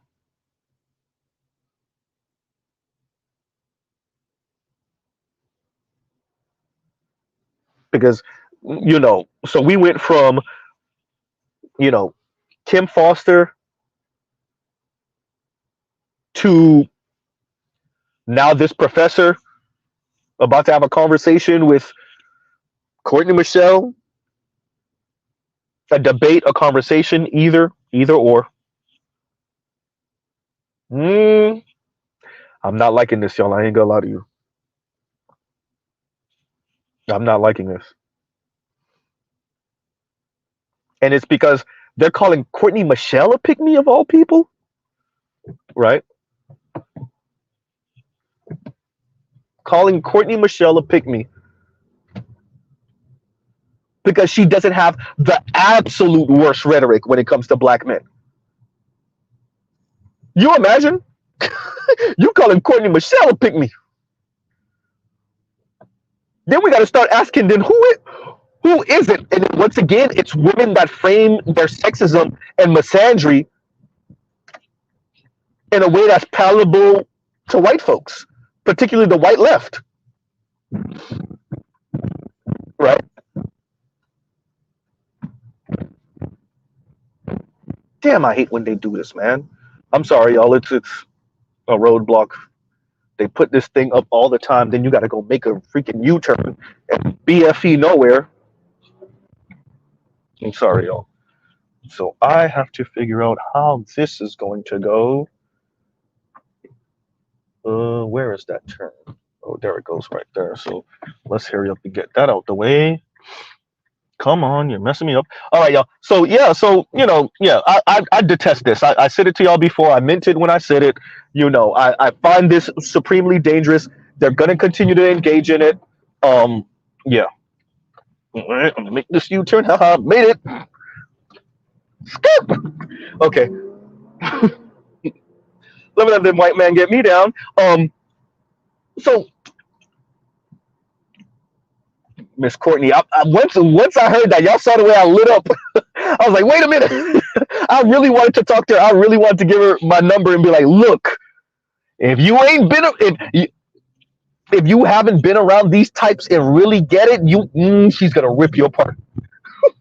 I'm okay with you being a little scared or intimidated going in. Maybe you'll have your wits about you, but if you ain't ready,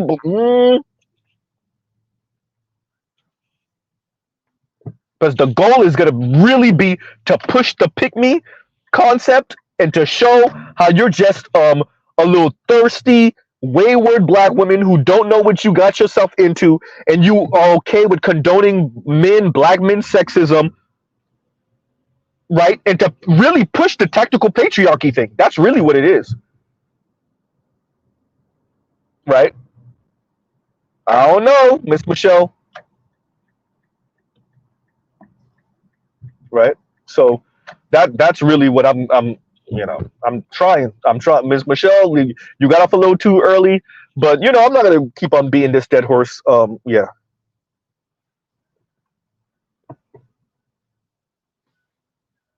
Oh wait, and Compassionate says breaking Cori Bush placed under investigation by Justice Department. Oh boy. GC said send her the cheat sheet because this is a tongue twister. Send her the cheat sheet, Z. There we go. Got it out. Right. And like Compassion said, get the likes up, like, share, subscribe, hit the super chat. Right. And thank y'all, by the way, for shouting me out on Dr. Thunder stream. Once again, thank you, Dr. Thunder, for having me on. That was a great conversation. Like I said, thank y'all for showing me out. Look, I'm just a normal blue collar working class black man that has a YouTube addiction, right? And yeah, so that's Mr. Z. How Jeff Brown says, whatever high school he graduated from in Chicago in Mythbusters. So Mr. Z is whatever high school I graduated from. I'm not gonna do that because that's gonna narrow it down too much. And my YouTube degree. Right, YouTube University, a constant student of YouTube University, and yeah, I get my read on too, but yeah. So, and I think I don't think the foster types are difficult to peg. I don't, and I don't, no pun intended there. Um, but yeah, I don't think they're difficult to read. I think they are who we think they are. They are who we think they are, right?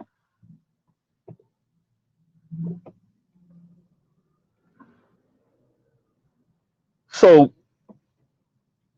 when you engage with these people, I don't suggest, once again, like Obsidian said, do not go on their channels. Like Dr. Thunder said, do not go on their channels debating them, right? And as everyone is saying, windmilling, no, right?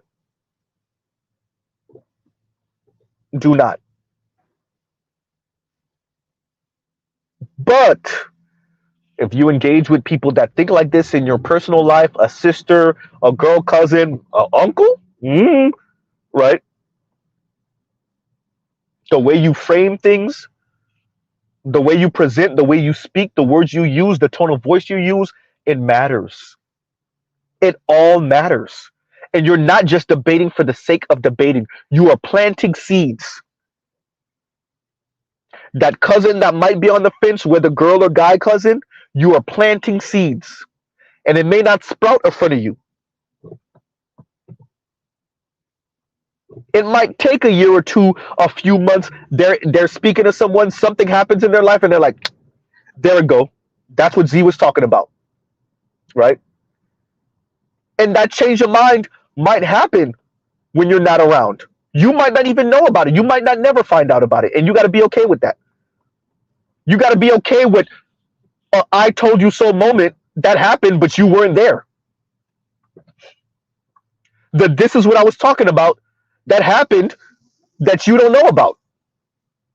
That you gave someone something to think about, and they realize that maybe you were right, maybe you were on the right side of history, but you don't even get to have that.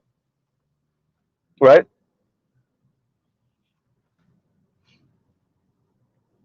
You got to be okay with that. You know, got to let go of the ego when it comes to that one. We're engaging in this not just for the dunk contest. This is not just the dunk contest. They want to frame it like that, right? They want to frame it like that. Like we're trying to, and that's exactly how Miss Foster attempts to frame this. We just want to dunk on women, right? We just want to see black women hurt and in pain because we can't deal with black women's newfound position, and that more and more black women, quote unquote, don't need black men, even though the data says otherwise. That's how they attempt to frame it. But they never want to be honest that, wait a minute, y'all been talking crap for a long time. Even Khadijah admitted that y'all were talking real crazy and reckless on Twitter for a little while. Even she admitted that, unprovoked, mind you, on her own channel.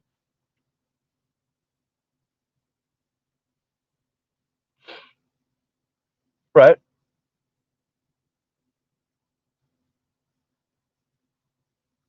We're not even going to speak about real life.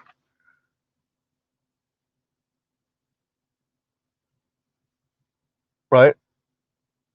So as y'all engage with these people, the framing matters, your tone of voice matters, the examples that you attempt to use matter, all of it matter. It all matters. Because it's not just a debate.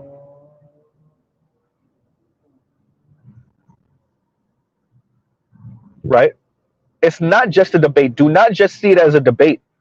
It is intellectual sparring, and it matters.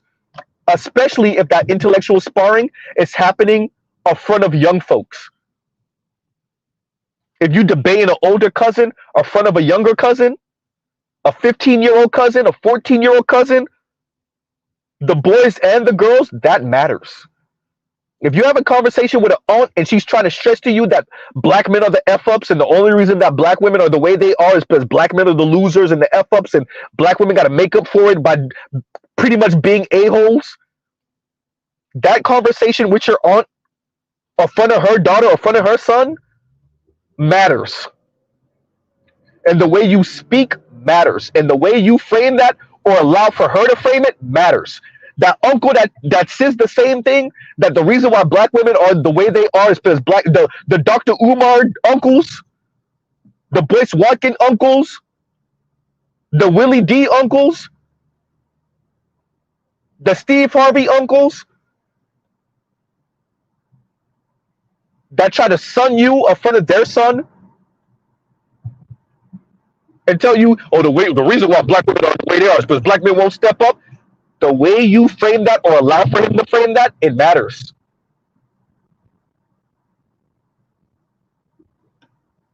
Because your cousin, his son, ain't gonna tell you my dad don't know what the hell he talking about. Not in front of him, he won't.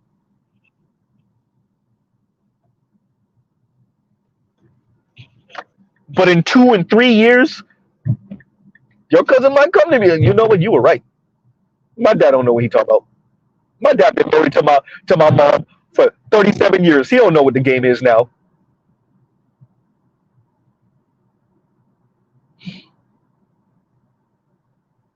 So it matters. We are not just talking to be talking. They want to frame it like we just want to son black women, just to son them, and we just want to put them in their place. Do we get our digs in? Oh, absolutely. We don't get do we get our 5 chuckles in? Absolutely. Absolutely. Do we get our victory dances in? Oh, absolutely. Is that what it's about? No. Y'all been defecating on black men's image to elevate black women and using intersectionality as a weapon against black men for decades. That's what we're talking about. Thank you, Compassionate. The internet will expose us all. And what did the internet expose us to when it comes to Miss Foster? How far and what she's willing to do to weaponize concepts of intersectionality, concepts of black men brutes against black women, against black men. Weaponize crocodile tears against black men. Weaponize everybody talking about therapy all of a sudden within the past 3-4 years. I know everybody's going to try to blame that on Kevin. No, Kevin just jumped on the wave. But everybody's speaking about therapy because women, right? And mental health.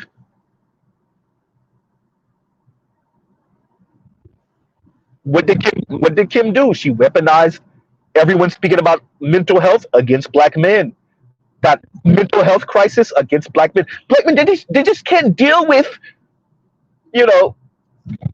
black women's newfound power and, newfound influence, and that we might not need them, and that they're going to have to be a different type of men to engage in relationships with black women, and, that we have different options and different choices now, sounding like Melissa Ford. They're struggling mentally, they're struggling psychologically, they're struggling to just come to terms with black women are no longer going to just do for you just to do for you. We're not going to advocate for you just to advocate for you. You have to be likable now. Black men are struggling to be likable now. You have to know that's how she's framing these things.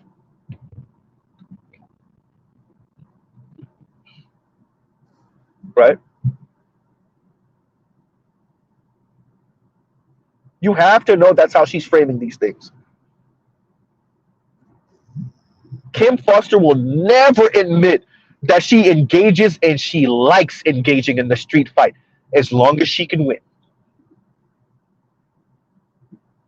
She won't admit it.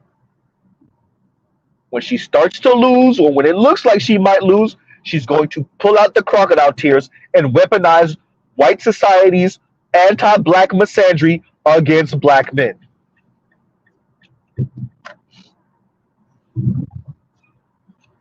Right?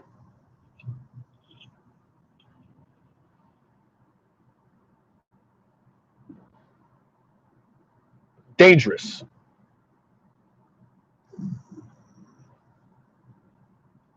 And let me end out with this.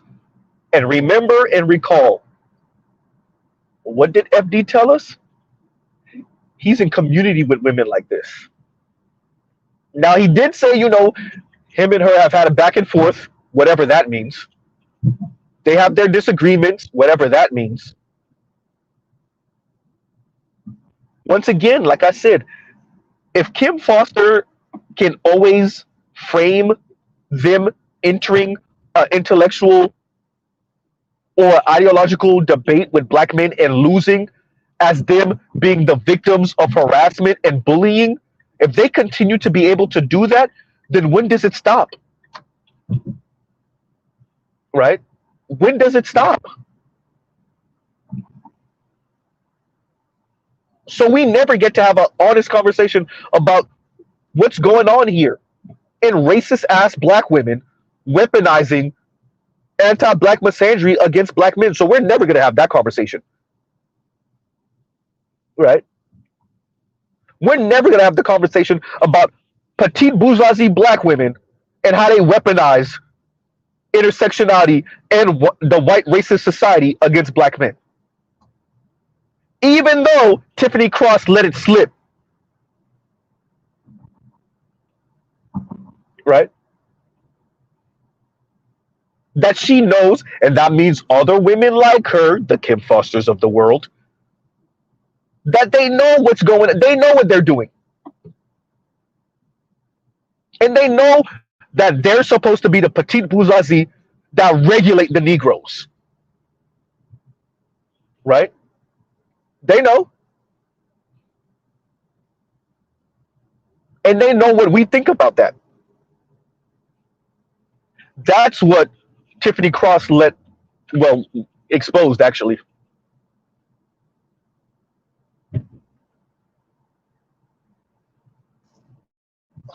Huh. All right. Tell you how this ends up in the future. Right? So, ain't nobody saying, hey, in the next 10, 15 years, as Gen Z comes of age, well, not even after as Gen Z, really, the rest of them are adults, the young ones, because the oldest of Gen Z are already adults. They're already like, 25, 26. As the rest of them become adults, and they're screaming in their late 20s, their early 30s, they're screaming. Well,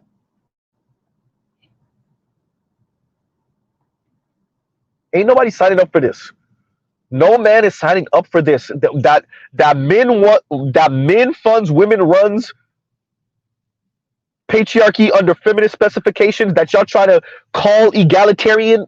Nobody signed up for that, bro. No man is signing up for that.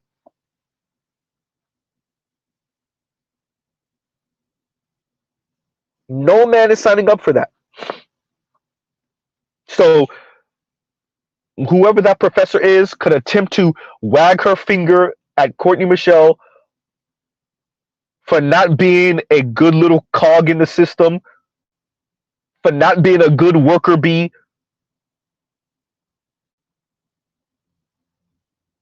Because that's what it's going to be. It's going to be, you're not being a good sister in the sisterhood. You're not playing your role. Right?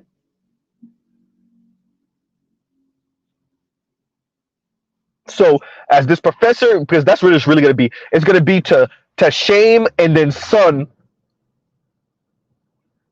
shame and embarrass Courtney Nicole. That's what she really bringing her there for. I can understand why these men sound like that. Why do you sound like that? So what if you're single? Go get a Rose toy.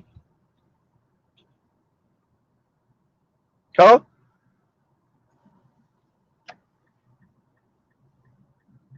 Your pride, Miss Michelle. Black women's pride. Forget you. The sisterhood matters more. Right?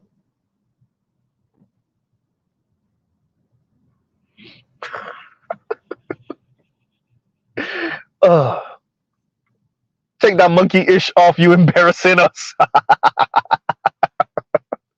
Shout out to Indigo Flow. Rest in peace, Pimp C. Oh man. And that's all that professor's gonna do. You embarrassing us. Take that black manosphere robe off, you embarrassing us. Right?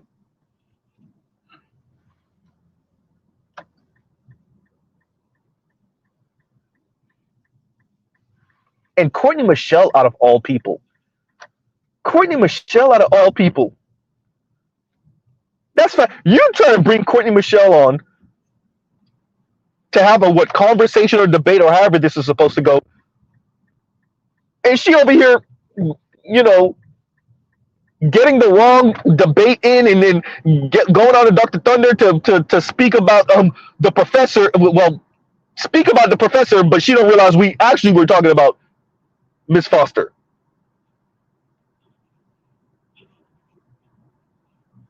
Right?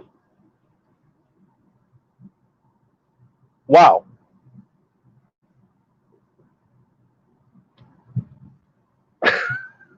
Wait, I gotta leave this one up first. I mean, we'll leave this up longer. But yeah, so look, I'm with Black Uru. I'm kind of scared, y'all. I'm kind of scared. Oh, wait a minute. I don't know if I want this as the representation. Oh man, BGS. I know you not into putting dresses on and stuff, but what about if we do you like the white folks do these dudes and sign you a big ass check? Black Uru, I know you're not into putting dresses on and stuff, but oh man, we look, it's for the brotherhood. Oh my God. I don't know if oh man, I'm not gonna lie to y'all. Like man, there are so many other people, and I'm not trying to be necessarily insulting to Courtney, but sis, if you ain't ready, right? If you're not ready, I don't know, right? I don't know. So I'm a little weary, you guys. To be honest with you, I'm a little weary. I don't know. This is not about insulting Courtney Michelle or her intelligence or her talent. Y'all already know Mr. Z is a community college dropout, so who am I, right? But yeah,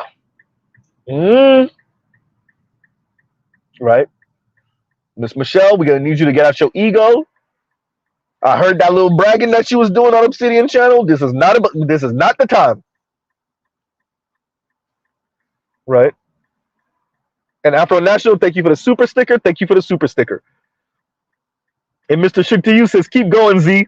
Horse ain't down yet. Right?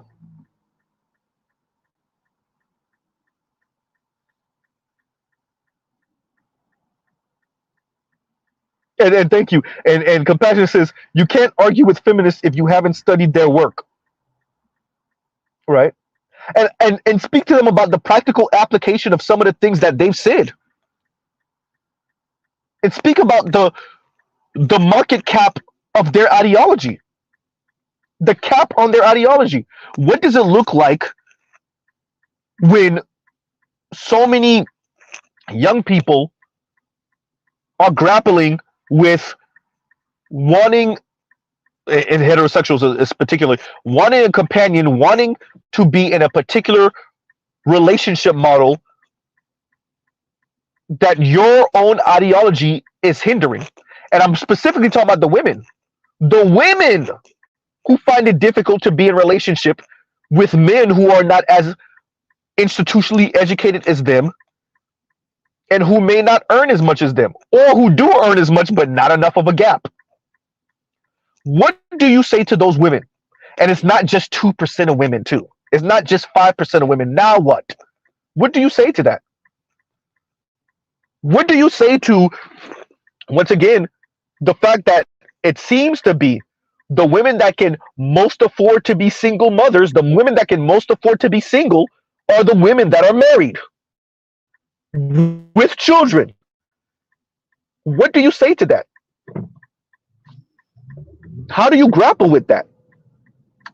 How do you grapple with freeing women from needing men, but the women that need men the least are the women that get married the most? What do you say to that? How do you reconcile that? Right? How do you reconcile? How do you calculate the cost of mothering?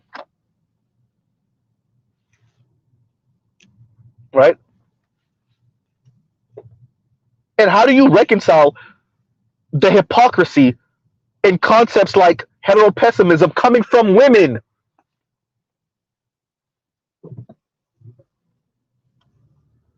Right?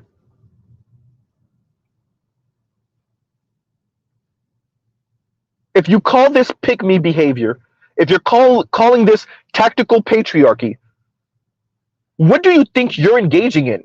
You're married with child.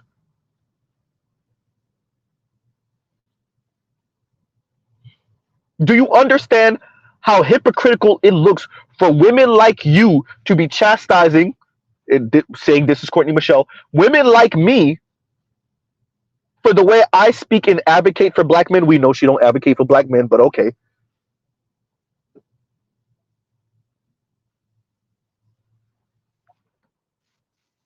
Right?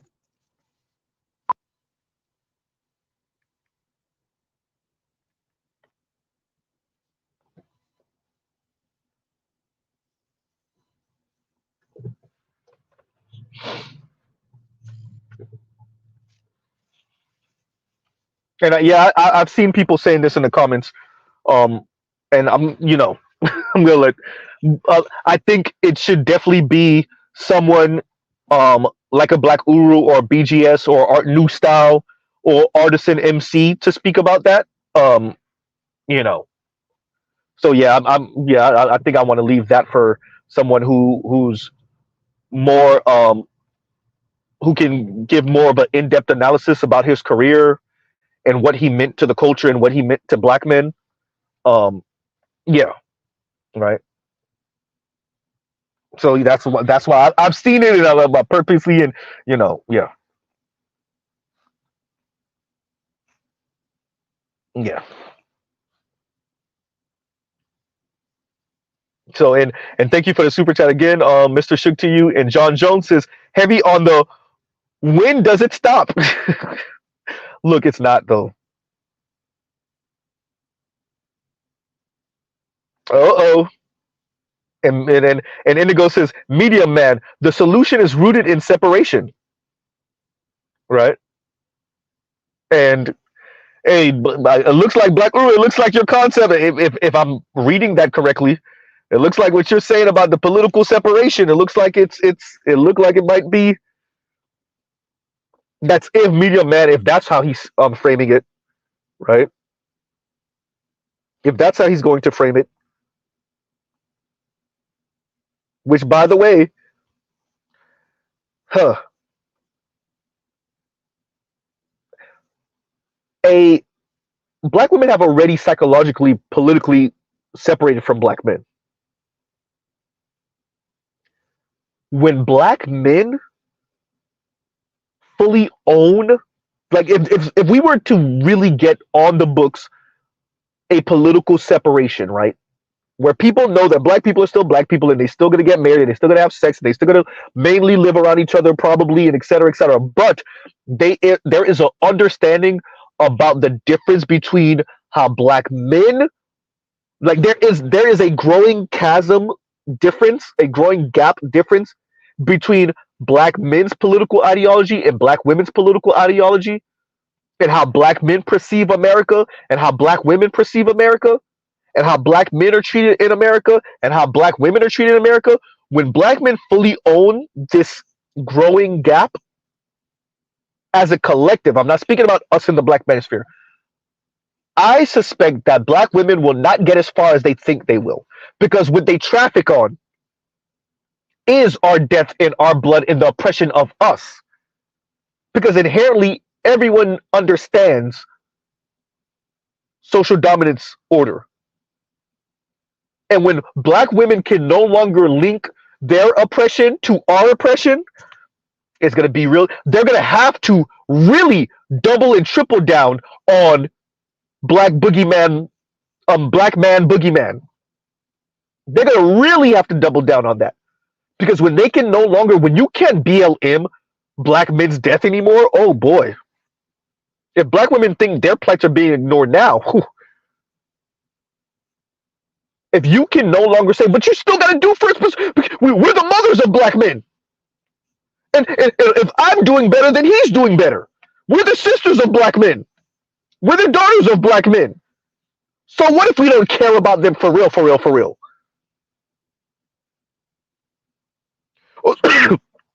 So what if our quote unquote love, excuse me. So what if our quote unquote love of them come with insults of them? When black women can no longer do that, oh boy.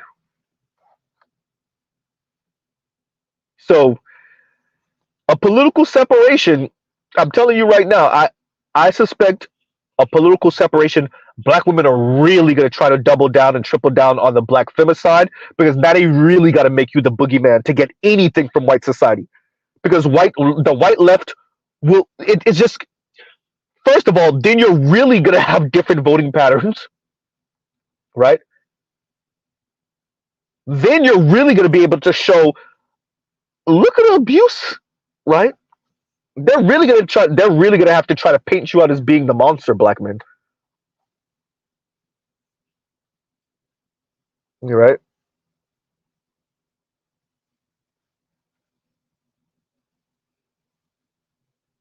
So, yeah.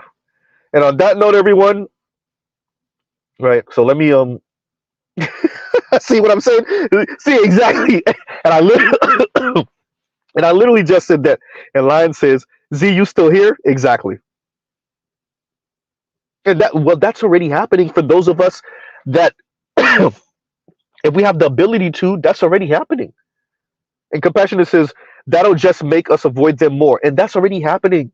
I want you to understand. More and more black women are making themselves insufferable, and then they're throwing temper tantrums that upright black men are avoiding them. Black men that have something to lose are avoiding them. That they're throwing a temper tantrum for that exact reason. And I'm talking about the sisters from the hood to the C-suite. A particular attitude and demeanor from black women, like, there's a cost to your negative liberty. I keep on saying this. I mean it.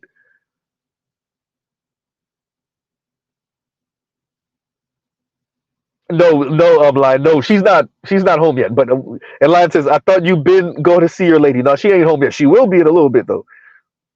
No, I'm saying I got to make sure that I don't do what I did last time, right? I got to make sure. Um, yeah, because last time, man, when I say I, right? So, um, yeah, the political separation is needed. That's where we're gonna go, right? But and last comment on this, um, yeah, us avoiding them, the black men that have something to lose, we're attempting to avoid. It's not black women per se, it's a particular type of black woman, and it is because for those women they have nothing to lose. We're talking about black men that have something to lose. For those women, their concept of negative liberty trump your freedom, trumps your safety, trumps your sanity, right?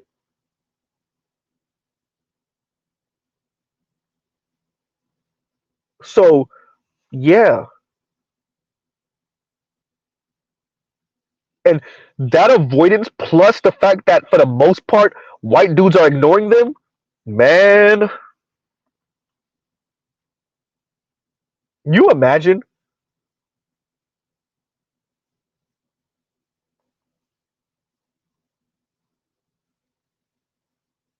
So that's something that we better use is don't let us get you caught up. Go enjoy your lady. Yeah, I'm out the door. I'm out the door. But you know, yeah, that's gonna be a thing. That if there's a political separation, I suspect that's gonna be really that's gonna really hit hard for Black women. They can no longer traffic on your death the same way, right? Like I said, like you see it going on in South Korea right now. Your indifference crushes society, right? So yeah, your indifference crushes society, and it's gonna really hurt when they can no longer traffic on your death. Yeah, right. So okay, on you guys. On that note, um, we'll pause right here. Love, peace, and chicken grease. Right. Okay, I will. Oh wow, compassion says, check out my newest short to you, bro. Okay, thank you. I'll check it out. I'll check it out. Right. And ending out, love, peace, and chicken grease.